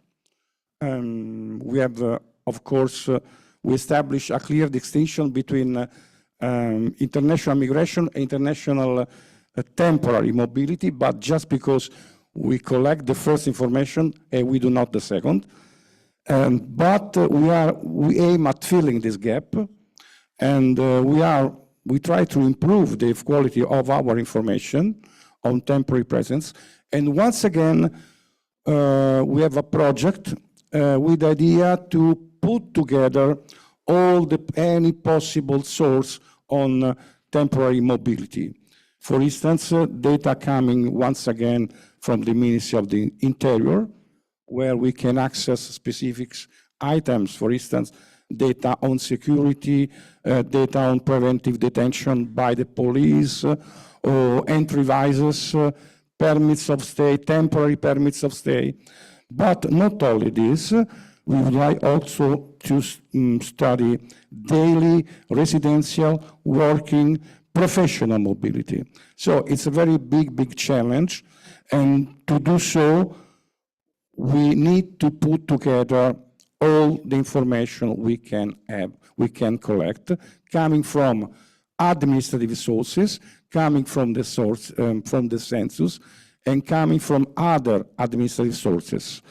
The big challenge for us is to understand which is the reason for moving, why people, we are interested to know why people move from one country to another. Very often this reason is for work, or for study, or for humanitarian reason, or for join the family, we know, but we still miss, or we have just part of this information, and we want to fill the gap. In conclusion, for a while is a challenge that we have just started last month. Thank you, Marco. So just reflecting on your intervention, of course, ISTAT, the National Statistical Office, has a very advanced statistical system relying on the statistical register. And it's not for every country in the world, but I think that there is a lot that can be learned from your experience. And I know that also Italy is always keen in sharing and in participating in groups, in workshops, and in leading those discussions for other countries who would like to learn. We also know that more and more countries are moving towards register-based population censuses. So there is that trend that is picking up So I believe that more and more countries will eventually go in the direction adopted by Italy.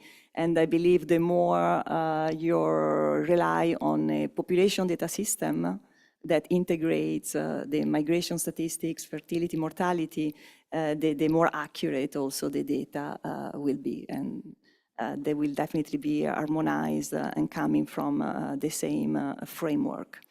So, statistical register for Italy for the production of migration statistics. You also mentioned the science of life methodology that I think others have experience with to identify the resident population and changes in the resident population. But you also pointed out that if you feel comfortable with the capturing, measuring international migration, so those are the migrants that are changing their country of residence. You still face challenges in measuring temporary mobility. So, and I believe that's also the reality for many countries. But more on that, it would be nice to also understand the sources that you use in this attempt to capture the temporary populations. So maybe we can come back on that later on. Let's go to Graciela. Again, Graciela is a statistician, but she represents the Ministry of Interior in Mexico. So Graciela, we know that Mexico faces complex migration dynamics as a country of origin, of transit, and destination. So in your work, how do you see the revised UN recommendations helping to improve migration statistics? Thank you. Thank you, Francesca. Gracias por la invitación al Ministerio por estar en este importante panel. Justo esta compleja dinámica en México nos hizo pensar en la necesidad de tener información que diferenciara el objetivo de la política pública en materia de población y la política migratoria. Es esta necesidad de tener datos que se asemejen más a la realidad migratoria, que desde hace 15 años la Unidad de Política Migratoria, a la cual pertenezco, ha generado información sobre los procesos de movilidad temporal como el tránsito, pero también sobre la migración de personas extranjeras, no obstante que no se contaba con un marco de referencia en el cual pudiéramos anclar esta separación entre la movilidad internacional y la movilidad temporal. Por lo que las recomendaciones hechas por Naciones Unidas nos ha permitido validar conceptualmente esta separación entre movilidad y migración. Este nuevo marco conceptual facilita la aplicación sobre todo de los criterios de estancia para identificar subgrupos de población, pero además es un referente para estandarizar las diferentes fuentes de información tradicional, como los censos y las encuestas, en las que solamente hablábamos de inmigración, sin poder hacer esa separación entre extranjeros y mexicanos, porque no es lo mismo tener la inmigración de nacionales y nacidos en otro país que de extranjeros propiamente. Entonces, este proceso nos ha permitido explotar el registro administrativo, sobre todo separando a estos que han adquirido la nacionalidad mexicana y han dejado de ser objeto de la política pública en materia migratoria.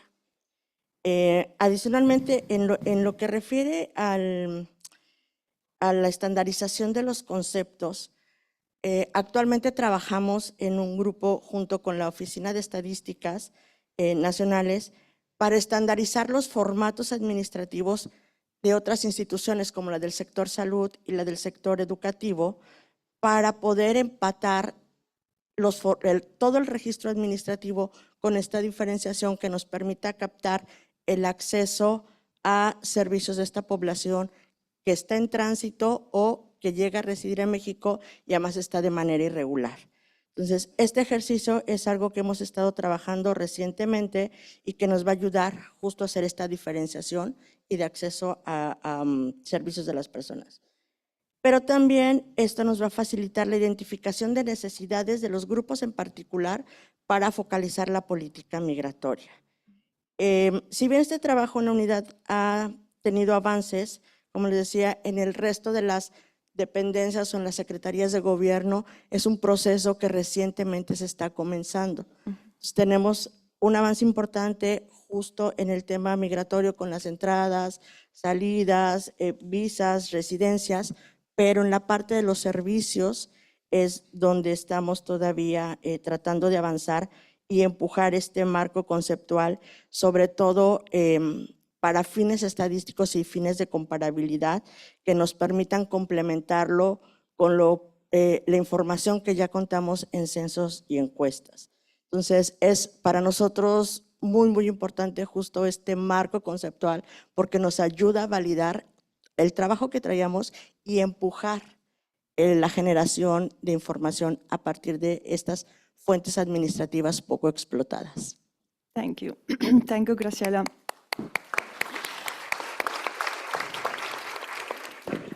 Thank you for highlighting the importance of this UN framework, this set of recommendations on international migration.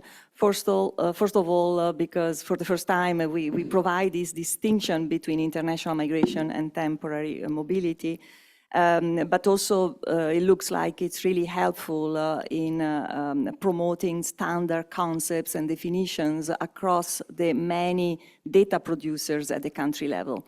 So in your position, you really need to work with different offices to make sure that the data that are transferred, the data flow is consistent according to agreed concepts and definition for statistical purposes. So that's a huge undertaking, and I'm very happy to learn that you played a critical role. Let's move to a different region of the world. Now we go to Indonesia with Ali. Ali, I also have a question for you. The revised recommendations emphasize the integration of different data sources, particularly administrative data. So could you tell us about how Indonesia's statistical system is putting this into practice and what lessons you can share with us? Thank you.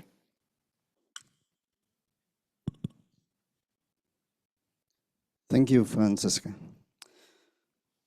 Good afternoon, ladies and gentlemen. It is my privilege to be here, to be a panelist in this high-level forum on international immigration statistics. As we know that UN revised recommendations on international migration statistics highlight some key changes. The first is about the broadened conceptual scope, which include not only permanent and long-term migration, but also temporary mobility. So there is a clear distinction between international permanent migration and international mobility. Another aspect is about the primary data source for migration statistics. That the recommendation highlight a stronger emphasis on administrative data as the main source of migration statistics. With regard to the production of international migration statistics, PPS Statistics Indonesia acknowledge limitation of population census as data source for international migration statistics. This include infrequent collection because census is conducted every 10 years, so making it difficult to capture the dynamic of migration trends. And then difficulty in capturing flow of migrants because census is designed to count stock of migrants, not the continuous flow of people. And then under enumeration also part of the census limitation because certain migrant population are often missed in the census, leading to incomplete count. Given such limitation, Statistics Indonesia has initiated one data on international migration approach. PPS Statistics Indonesia is working with various ministerial government agencies to consolidate cross-sectoral administrative data. The one data on international migration initiative is a transformative effort to address data gap and institutional fragmentation in Indonesia's migration ecosystem. Through this initiative, we are able to identify diverse data related to international migration across different government institutions. This initiative also enables us to produce more regular international migration statistics in the future. And furthermore, we also found in this initiative that data on international migration collected by each government institution is unique and for specific purpose. By integrating data from each agency, we can provide a broader and more comprehensive picture of international migration in Indonesia. For example, Minister of Protection for Indonesian Workers can provide data on international migrant workers with their characteristics. Minister of Education can provide data on international students abroad. Minister of Manpower can provide data on foreign workers residing in Indonesia. Minister of Foreign Affairs provide data on Indonesian citizens abroad facing issues related to their stay. And more importantly is Minister of Immigration, because this ministry can provide daily border crossing transaction data. And this means that every time someone enters and leaves Indonesia, a record is created. And based on this daily border transaction data, we can possibly produce statistics on in-migration and out-migration flows, as well as long-term migration and temporary mobility. So what we can learn from the initiative of One Data on international migration is that this initiative is able to enhance public documentation on international migration data, improve the accessibility and understanding of international migration data. This initiative also increases data quality awareness among government agencies, and government agencies are becoming more aware of the importance of clear concept, definition, and standard metadata. And more importantly, government agencies acknowledge the importance of integrated administrative data for comprehensive policy making. I think that's, thank you very much. Thank you, Ali. I'm familiar with the One Data on International Migration initiative in Indonesia because we have been following the progress on this approach for a few years now, and it's really impressive. I know that you have a dedicated website and there is material in English. If any one of you is interested, I would really invite you to take a look. Of course, there are a lot of questions, like you want to have one data agreed across all these data stakeholders. It must be super challenging. You'll answer your next question, but I mean, I don't want to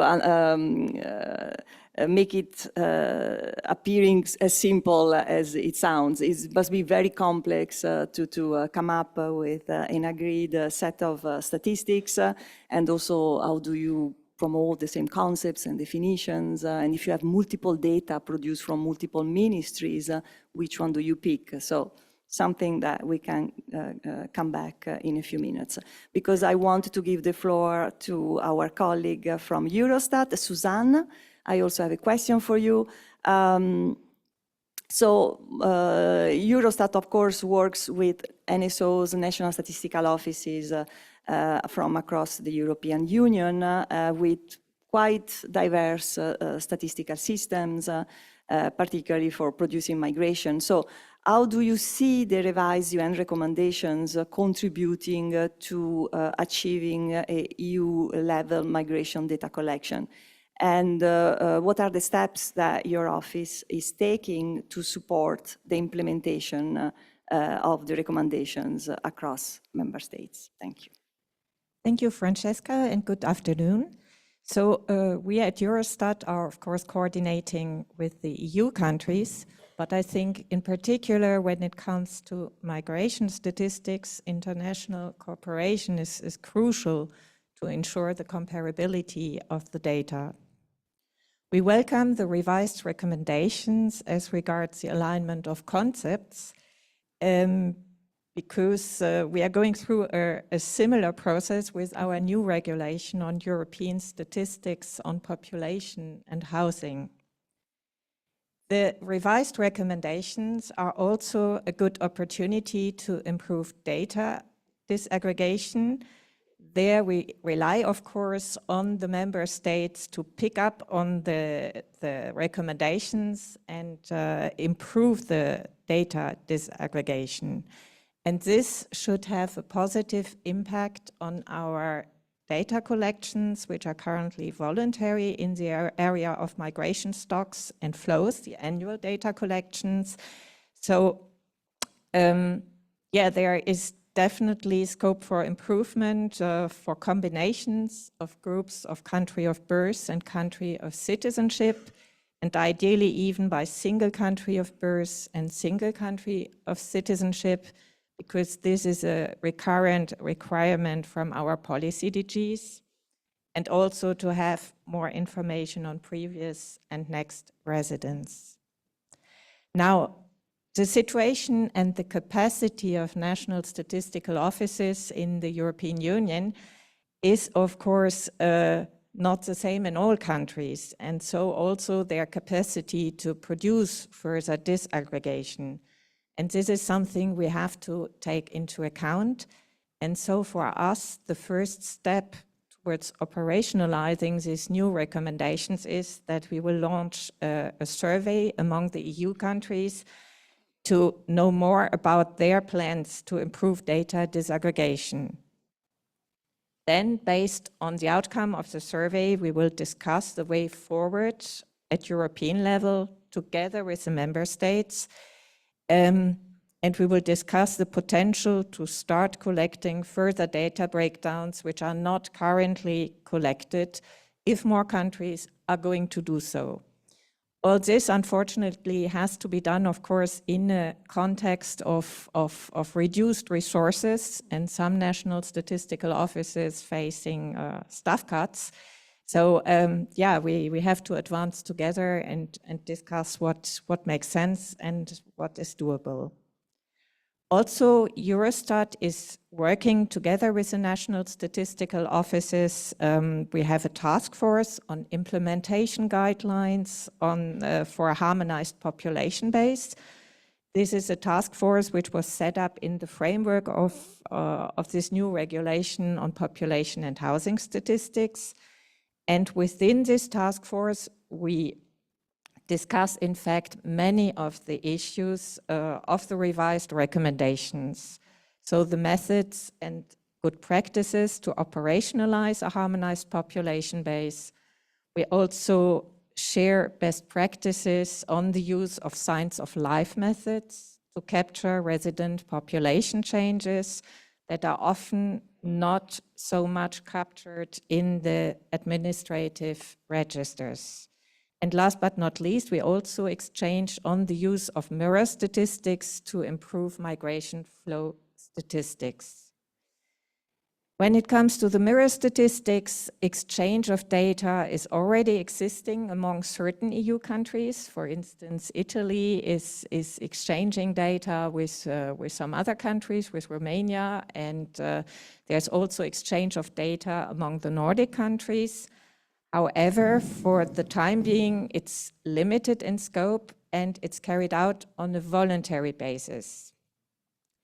In the framework of the negotiations for the new regulation on European population and housing statistics, countries have supported a systematic exchange of non-confidential data and a voluntary exchange of confidential data.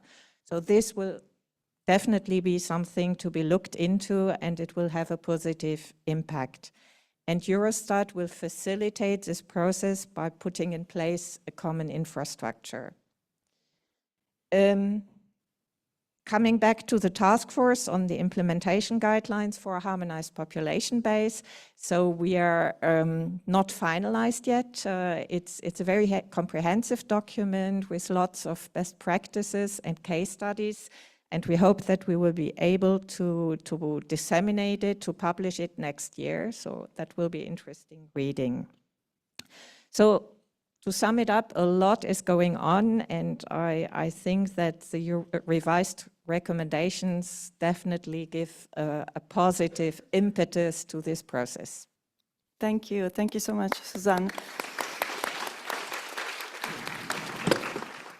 We are really looking forward also to a review and to learn from these guidelines on the achieving harmonized population base, because it's very much related to measuring migrant populations and temporary populations. So I'm very much interested in looking at those guidelines and also maybe looking at the results of the survey that you will run across EU members to look at current practices in producing migration statistics, but also in adapting, starting implementing the global migration recommendations. So thank you for your support, and of course we'll keep working closely together.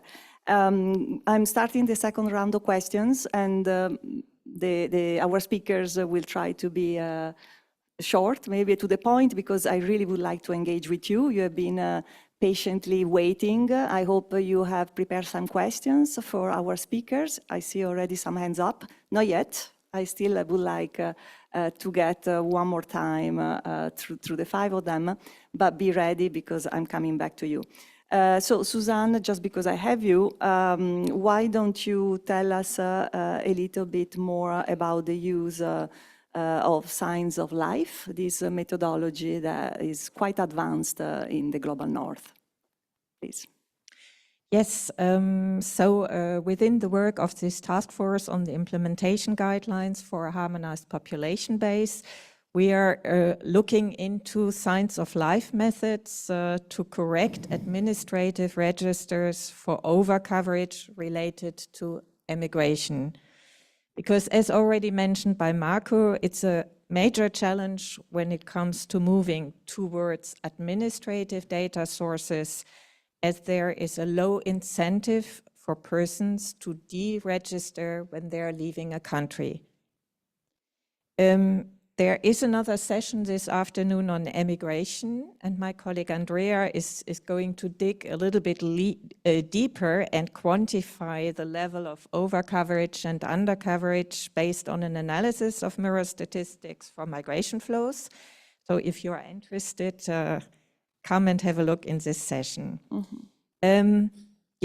Several EU countries are running Signs of Life projects, extremely interesting Signs of Life projects, and this has allowed us to identify a number of prerequisites for a successful implementation of Signs of Life. So I will just give a couple of the ideas behind, and then yes, the guidelines next year will go more into detail. So the starting point is, of course, the identification of relevant data sets, and there the feedback we had from the countries is that it is important to have as many high-quality data sets as possible. So for instance, in Poland, they rely on over 30 data sets containing several dozens of tables. Finland has started with a more limited number of data sets, but it's planning or is in the process of including more registers. And we have seen also from Italy the number of registers they are using. So this is an important aspect. The second important aspect is the ability to integrate the selected data sets, because both from a resource point of view and an IT point of view, this is challenging. So from an IT point of view, you need systems which are capable to handle these huge volumes of data and to support the implementation of complex algorithms for identifying the individuals. On the resource side, you need the competencies. So staff need to have the competencies to to deal with these tasks. Then, where necessary, you need legislation to allow access and use of such data sets. So this is something, of course, which takes time as well, and discussion. And then I think another important aspect is to highlight that when you have a relatively simple system relying on a more limited number of data sets, there is a risk that you will overestimate the overcoverage. Yeah, because you will consider that persons are absent, which are not necessarily absent. So their research is still ongoing, but a couple of countries have definitely worked on this. So for instance, in Iceland, they have a solution based on machine learning algorithms, which is something very interesting. In Sweden, they have a two-step approach, I learned. So they have a register-based approach where they identify persons which are potentially absent. And then in a second step, they carry out a longitudinal analysis to refine the model and to confirm whether the persons are actually absent or not. So I think a lot is going on, but I think also a lot is still in a project stage. So I think over the next couple of years, the challenge will be to improve the efficiency, to make it a mainstream process, and that more and more countries implement these science of life methodologies. Thank you. And if I can just get back to you, when we talk about these guidelines for science of life techniques across the European Union countries, are you aiming to come up with like a compendium of best practices, or it's something higher, like an agreed way of monitoring changes in the population? So is it something that becomes like recommendations that we can copy? No, it's a compendium of best practices. At this stage, it's just looking at what countries are doing. Still very, very valuable for any other region too, I think. So thank you for that. We will still copy from your work.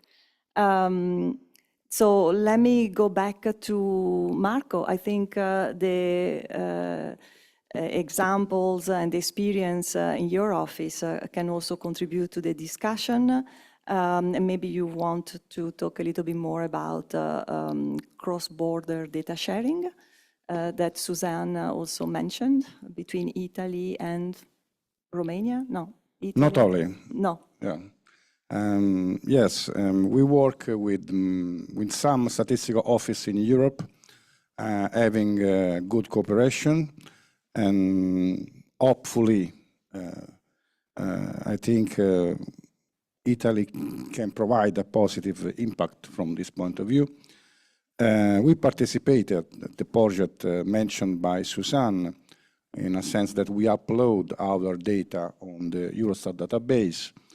And given that immigration statistics are good, better than immigration statistics, we are in practice providing country to other European countries.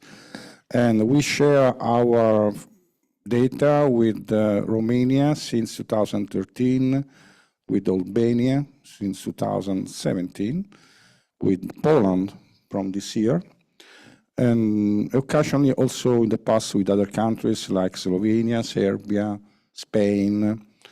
And what I would like to say is this cooperation was born on really informal agreement. I mean, in a meeting like this today, you meet the other colleagues, you exchange your information, you cooperate with colleagues.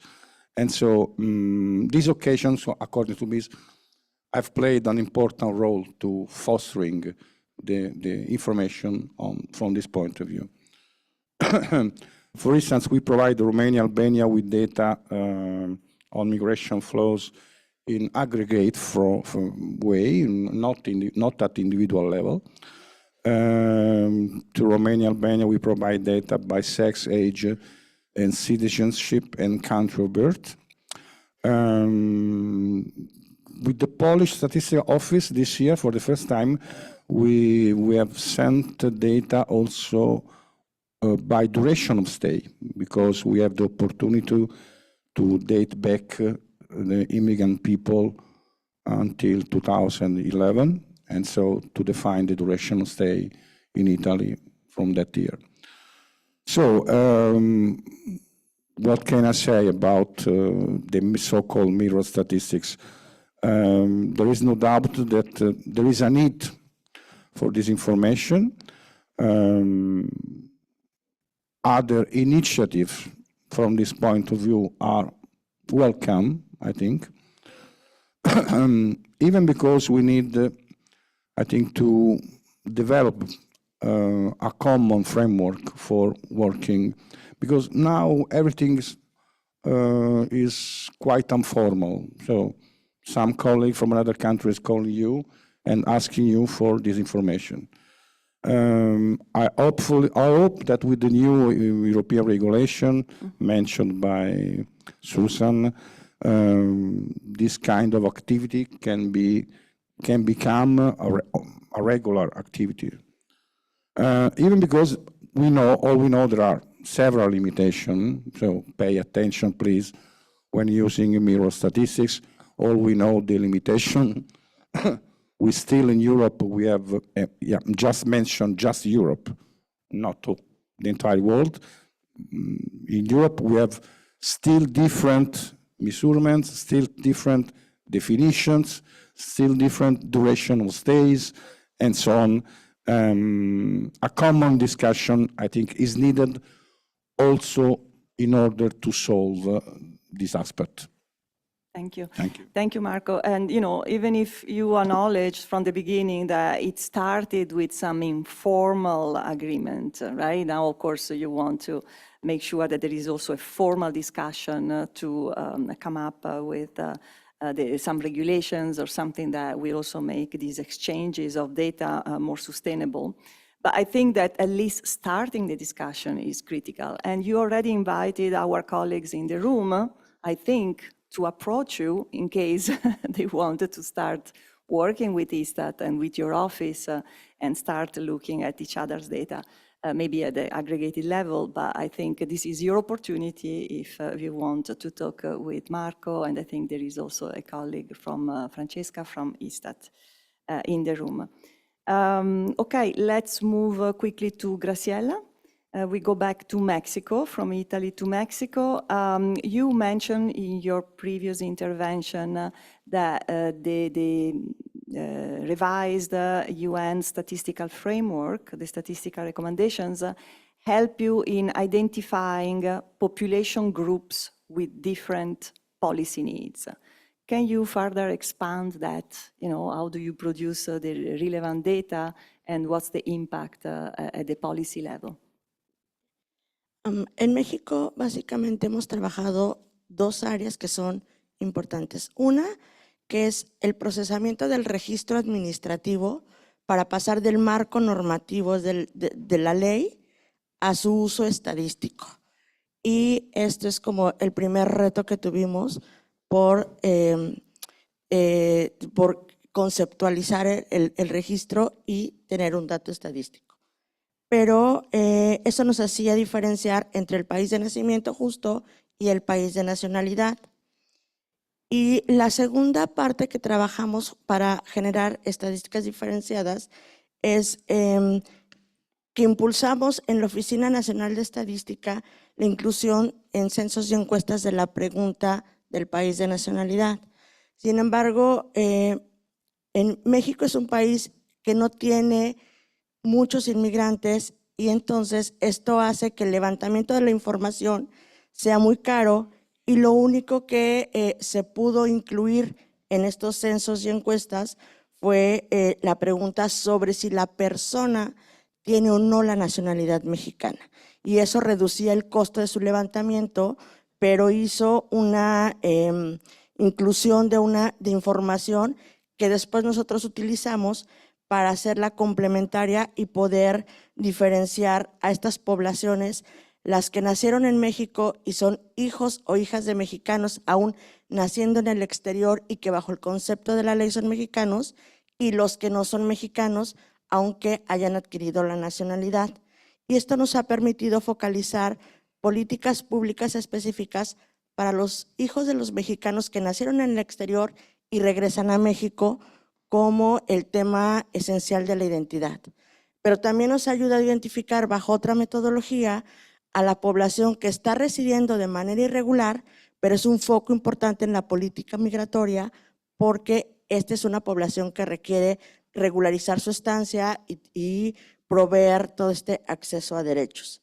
Entonces, esto digamos que son las dos grandes áreas en las que hemos estado trabajando, y recientemente estamos probando algo que le llamamos complementariedad de padrones, que implica que el registro migratorio pueda ser vinculado a el registro de educación y al registro de salud para que nos pueda dar como esta trazabilidad de acceso a los derechos de las personas, sobre todo los solicitantes de refugio, pero lo estamos pensando que sea un ejercicio que se pueda llevar a toda la población que ha llegado en México, en tanto modificamos o logramos cambiar el formato del registro administrativo de estas dos estancias para poderlos empatar.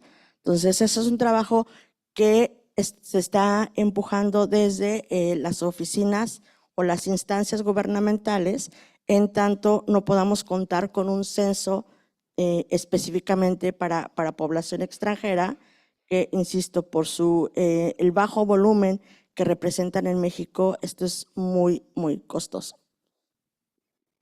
Thank you, Graciela. I mean, you covered a lot of things, the priority for your office. I also like that you pointed out the distinction between the data that you collect from surveys and censuses and the questions that need to be added to make sure that you have observed data, and how you have a methodology to adjust those data and to estimate different subgroup of the populations that may require different types of interventions and programs. Let's move to Ali for his second intervention. Maybe going back to the One Data on International Migration initiative in Indonesia. And again, I would invite everyone to take stock of the information available online in the Indonesia Statistical Office website. Can you maybe tell us a little bit more on how other countries could benefit from this experience? Thank you. Thank you. Yeah, actually, once again, that One Data on International Migration is an initiative for managing Indonesian international migration data, which its goal is to produce accurate, up-to-date, integrated, accountable, and easily accessible international migration data. In the implementation, actually, we have several challenges. One is about the data design and definition consistency, that administrative data on international migration scattered across government agencies was not originally designed for statistical purposes. So government institutions producing international migration data have not adopted standard definition of international migrant and short-term mobility. The second challenge is actually about the capturing undocumented migrants. And as we know that data on undocumented Indonesian migrants residing abroad remain difficult to capture because many Indonesian citizens who left the country for various reasons and stayed for long term, they haven't reported to Indonesian authority in the destination country. The other one is about the lack of robust legal frameworks. In the early implementation of the initiative, there is no legal framework And this lack of framework hinders sustainable and open data exchange among institutions. And the last one is about lack of skill capacity.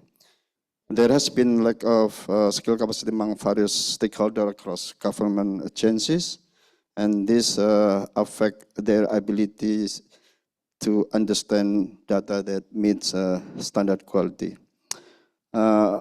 Despite these challenges, there are certain conditions enabling SASIC Indonesia to take strategic steps to overcome such challenges in the implementation of the initiative. The first is that SASIC Indonesia has established SASIC coaching program. Actually, this program aims to ensure the quality of sectoral administrative data produced by line ministers. And this program is basically part of the national border program of One Data Indonesia under the presidential regulation, where SASIC Indonesia acts as data steward. And this program actually is leveraged to improve all administrative data, including international migration data produced by government agencies. The other condition is that there is a new presidential instruction mandated to SASIC Indonesia to unify several main administrative database to be used as single database for socio-economic development program. So every government agencies in conducting social economic development program like social assistance should be based on this unified single data. And also under the new president, the position of BPS as Indonesia has become stronger, and this strengthened position enable BPS as Indonesia to effectively coordinate the national statistical system. And what we can learn or benefit, we can learn from this implementation that can benefit from other countries, maybe that's robust legal and institutional framework is crucial for effective data sharing initiative. And successful implementation requires strong commitment from all participating government agencies, and the collaboration across various sectors is essential, particularly for improving international migration data for policymaking. I think. Thank you, Ali. And if I may, just to point out, so you mentioned the need for the legal and institutional frameworks for data sharing, so that the different line ministries can also contribute to this exercise, and the data flow happens within the statistical system. You talk about strong commitment and collaboration. You also need a very strong political will. So someone needs to be there to really make this happen, right? You mentioned the role of your office as the National Statistical Office, with the responsibility of being like a trainer and improving the statistical capacity. So it would also be nice to hear from the other statistical office if you also play that central role in improving the skills of the other partners in this sharing exercise. For example, for Italy, I believe, Jose, you don't have this, you are not at that level of pulling data together yet, but it would be nice to hear from all of you. So yes, increasing the skills and the statistical capacity, the statistical literacy within line ministries, it's also fundamental for this data sharing to happen. Okay, so last question, I promise, and then they are all yours. To Jose. Jose, to conclude, can you tell us a little bit about this other initiative within the United Nations? It's called the Friends of the Chair Group to improve social and demographic statistics, and why it is relevant in this discussion on improving migration statistics. Thank you. Thank you, Francesca, for the question. So I would say that early on, the Friends of the Chair Group agreed that Social statistics are statistics about people in relation to one to another. So we've identified broad building blocks in order to do that. So the building blocks are the people, the places, the time, the relationships, and the outcomes. Those are our key elements of an eventual system for social and population statistics or demographic statistics. And I would say that the people block is the most immediately relevant to migration statistics because it considers individuals, households, demographic trends, and population composition. So ultimately, the mandate of the Friends of the Chair group is to think about a unified system of social and population statistics with the people block as its population spine or its basis. So the other thing I think is important here is that demographic statistics are the bedrock for all other statistics about people and their activities. So they are the denominator of many, for every per capita statistic. So if you think of GDP per capita, or they're also used as the weights for representative statistics. And they are a useful connection point for other systems, so including economic and environmental statistics. So ultimately, the Friends of the Chair group is looking to establish global standards for social and population statistics, and also agree on shared concepts and language as we move toward that system. So for population and demographic statistics, in many ways, we're already very close to having that system. We don't always call it a system, but as an international community, we're already working in shared and systematic ways in this area. So specifically, a population's composition can be described by gender, region, migration status, and so on. So what we're proposing is an approach to make it more systematic through a set of standardized population segmentations based on a range of demographic characteristics. And these would add up to the total population, no matter what type of segmentation is being used. So maybe with an example, you can think of a web page, right, with a bird's view approach to it. And you're looking at the population based on these various segmentations. And a user could select a subpopulation group of interest and then quickly access the available disaggregated data, just like a decision tree. So this would be like a type of vertical integration, looking at from the macro level to the micro level.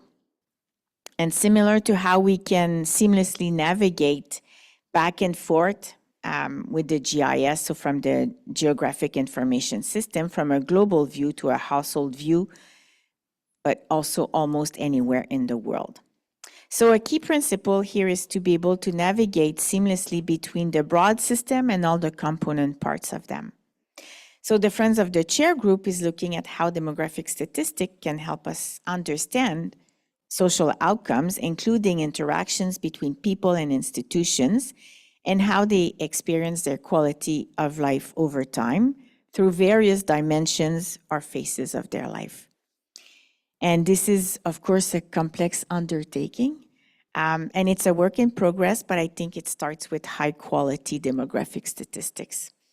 And then moving toward an overarching system of social and population statistics is also increasingly relevant as institutions like the United Nations continue to prioritize going beyond GDP to measure well-being over the life course and sustainable development.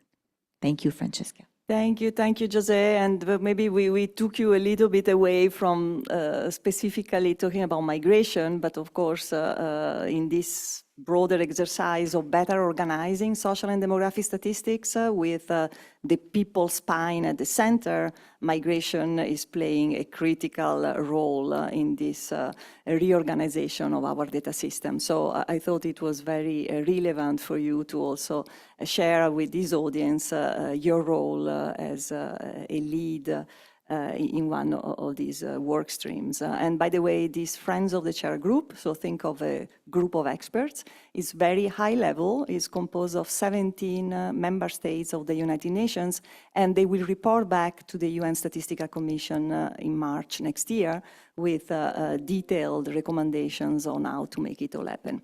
So we really look forward to the outcome and several reports. But now it's the time for you to ask questions. And I see the gentleman up there and a few other hands. Maybe introduce yourself so we also have a sense of where you come from. Hi, my name is Mizanur Rahman. I am from Bangladesh Bureau of Statistics. Thanks for your informative information from the high-level statistics producer country. Actually, when we think the statistical excellence and innovation, we follow and catch up this country experience. So my question is related on the big data. I want to know, do you have, from the first session, we know that migration is related with the labor dynamics and also social inclusion is important.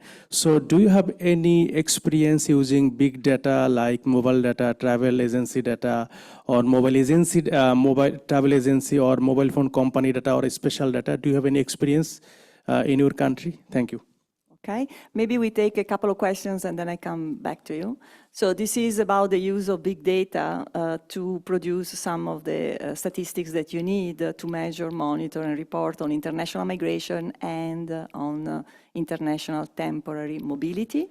I know that Ali has something to share, but maybe some others of you. Yeah, sorry, please. Yes, thank you for the panelists. I want to ask Introduce yourself. Sorry, I'm Winida. I'm Winida from Statistics Indonesia. So I would like to ask question to Canada regarding because you mentioned that you don't have population register, but how do you ensure the coverage of the population in order to ensure the indicator that you provide regarding international migration? And it's interesting also to know about mirror statistics and that I started and Susanna also mentioned. I think we also need that as a because measuring immigration it's easier than measuring immigration. So maybe mirroring statistics also can help countries to produce indicators on immigration by having information from other countries. So I just want to know, do you provide the dummy table to the NSO for other countries, or what do you do? And is it already like, even though you say that you started it as like informally, and have you started as like formal letter from the office or through the office, the Ministry of Foreign Affairs? Yeah, regarding the data quality of admin data, sorry, one more. It's mentioned that the most important thing to identify the relevant data and the quality, the high quality. But what do you do when you find that administrative data is not in high quality? Do you recommend the data producer to repair the quality, or do you do it yourself and store it in another storage? Thank you. Okay, so from Indonesia, it's about quality of the data that we produce. So for Canada, how do you ensure coverage? Knowing that you don't have a population register, and for Italy, it's about, if you can say a few words more on the mirroring statistics, exchanging data. She understands that you started with an informal agreement, but was there also a request at a higher level? And also quality checking, also in the context of relying on a sophisticated population register for statistical purposes, how do you ensure quality also in that settings? And I saw, yes, please, I know who you are, but introduce yourself. Good afternoon, thank you. I'm Diego Iturralde from Statistics South Africa. My question really is to anybody. I'd like to ask, what do you think would be a good indicator of a successful implementation of the new recommendations? And attached to that, would you see any benefit to seeing a global entity that oversees the implementation, not as a policing function, but as a view to identifying capacity building gaps and to assess data for comparability across countries and across regions? Thank you. I didn't ask him to ask that question.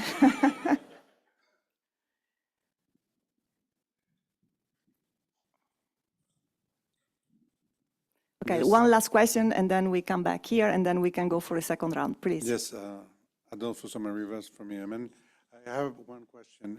Most of the problem with the statistics for migration is that it's an evolutive system. So the person is registered as a third country national, depends on especially in European countries, it will be temporary residence, then it will become permanent residence, then long-term residence, and then it can become a citizen, or like Susanna always said, if he leaves the country, he doesn't report. So the problem is sometimes, or you have the case that somebody marries and changes the name, but it's still registered in the. So how you avoid these duplications of the same person in the system? Because sometimes this is the major problem. To give you an example, in 2012, I made a statistic of cross-border workers who were living outside of Luxembourg in the other 3 countries. And I begin getting calls from these people saying, oh, I'm Luxembourgers, or I'm German, or I'm Belgian, so, I don't fit your profile. So how you guarantee the quality of the data that is contained under these new regulations? Thank you. So a lot about quality, data quality as we move towards a register-based statistical production, right? Okay, maybe we give them the chance to respond, and then we see if there are other questions. Who wants to start? Jose. So I can start with the question that was directly addressed to Canada regarding the coverage, because we don't have a population register. So as I said, the census in Canada is conducted every 5 years. Right after the census, we do coverage studies. We look at those that we may have double counted. So think of students that may not reside with their parents at the time of census, but they may have declared 2 addresses. And we also look at under coverage. So we go back to areas where we may have missed people. We also have a very, very strong, robust certification process throughout our estimations for population. So we work with the provinces and territories. This is how we are organized in Canada. We have 10 provinces and 3 territories. And we share with them our information and ask for feedback in our certification process. So you should also know that in Canada, the numbers that we produce every year on the population, so at the end of September of each year, is used for transfer payment from the federal government to the provinces and the territories. So they have money based on the number of people they have in their provinces. So it's very, very critical for the number by Statistic Canada to be accurate. So once we've done our coverage studies, whether it's under coverage or over coverage, we adjust the number from the census. That becomes our population estimates. And then every quarter, we also include information around births and deaths. So every quarter, we also get information from our immigration department in terms of people that came into the country, including temporary foreign workers or temporary residents. And then we make assumptions in terms of their permits. Have they left the country, yes or no? And this is why I was explaining that for us, in terms of alignment with the recommendations, looking at entry and exit into Canada is going to help us solidify those numbers of those that were temporary into Canada, whether they have left or not. So we'll be able to look at the micro level who has left the country instead of being based on a set of assumptions. So I'll stop here. Thank you, Jose. Who else wants to take the floor? Marco? Hope to remember every question.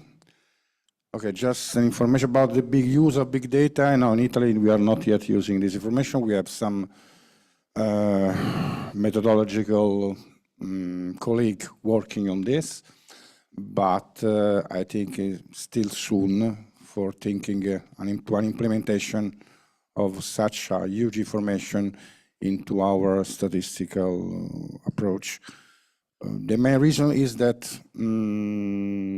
big data are costly, cost a lot, and there are many operators in the world. So you don't say, I don't know, for instance, which operator I have to keep in touch. Amazon, Google, Facebook, TikTok, I don't know.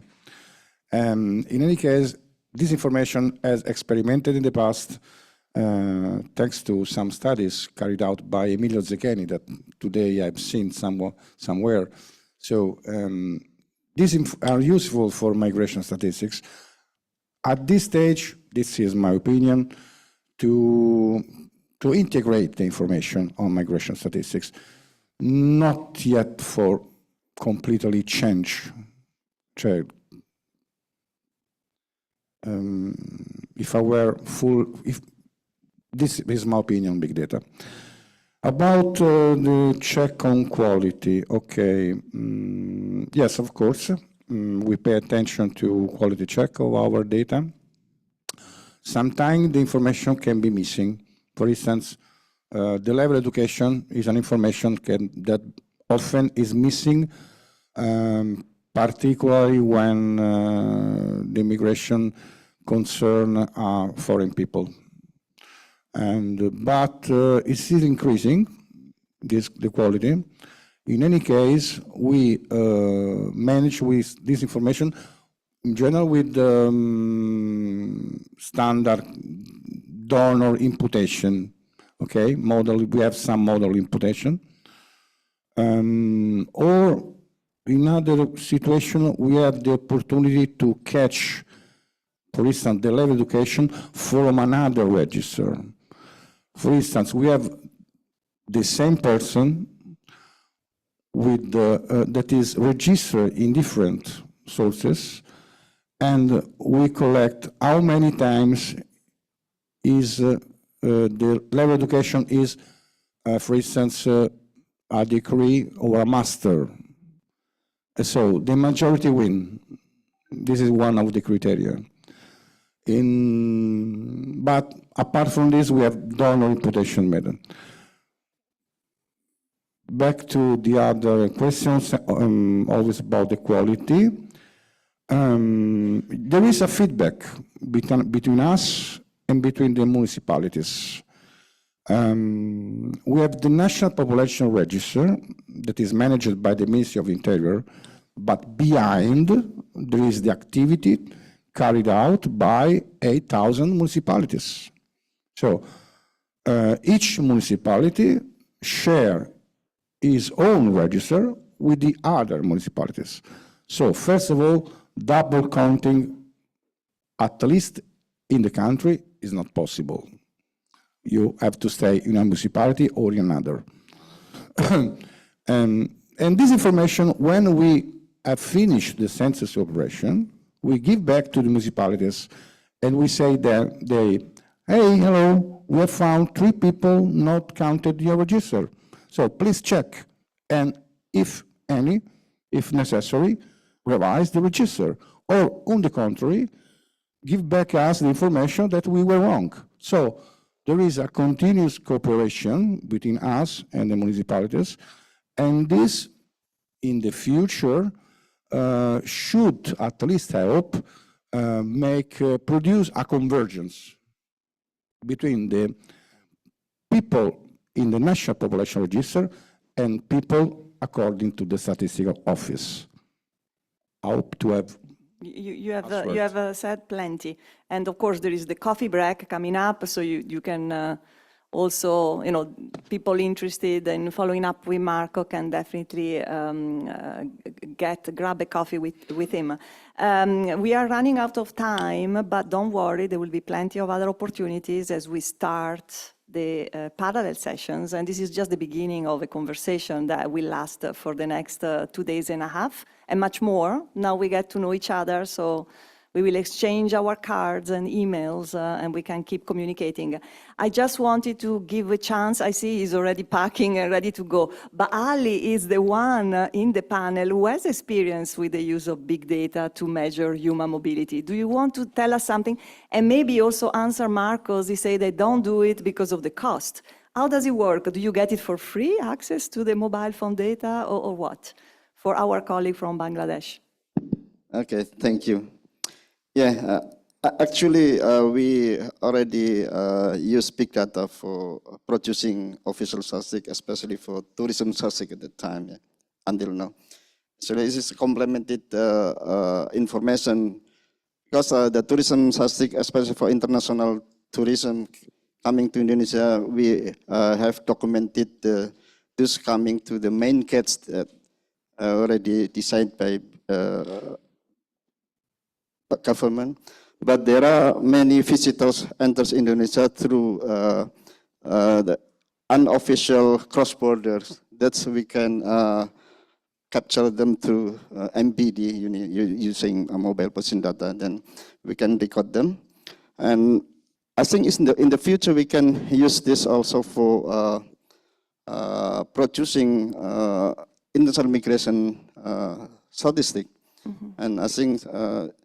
Because for me until now, we use this MPD for migration only for the commuters especially, and I think thanks for your question, and we are maybe planning to exercise this for international migration, I think. Yeah, thank you, Ali. And again, there will be plenty of discussion on the use of the latest technologies, on mining big data, not just mobile phone data, but other type of high-frequency data privately held in the parallel sessions that will start in half an hour.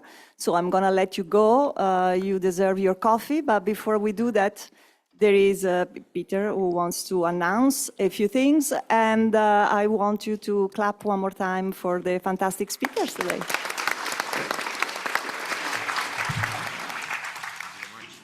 Thank you. So as Francesca said, we have a coffee break, and it's in the other building, and there will also be the parallel sessions. So you go outside from this building to the left, then you see this wonderful Danish architecture showing up, and you go inside, and there will be the coffee. There are also the parallel sessions, and all parallel sessions will be on different floors. So the ground floor is coded like 000 and then a number, where the third floor is, for example, 03 and then a number. And there you will find your parallel sessions. There will be 6 o'clock. There will be the cocktail. And tomorrow morning, 9 o'clock sharp, we start here again with Plenary 3. The cocktail is in Niagara. So when you come from your parallel sessions, the drinks are there. Thank you.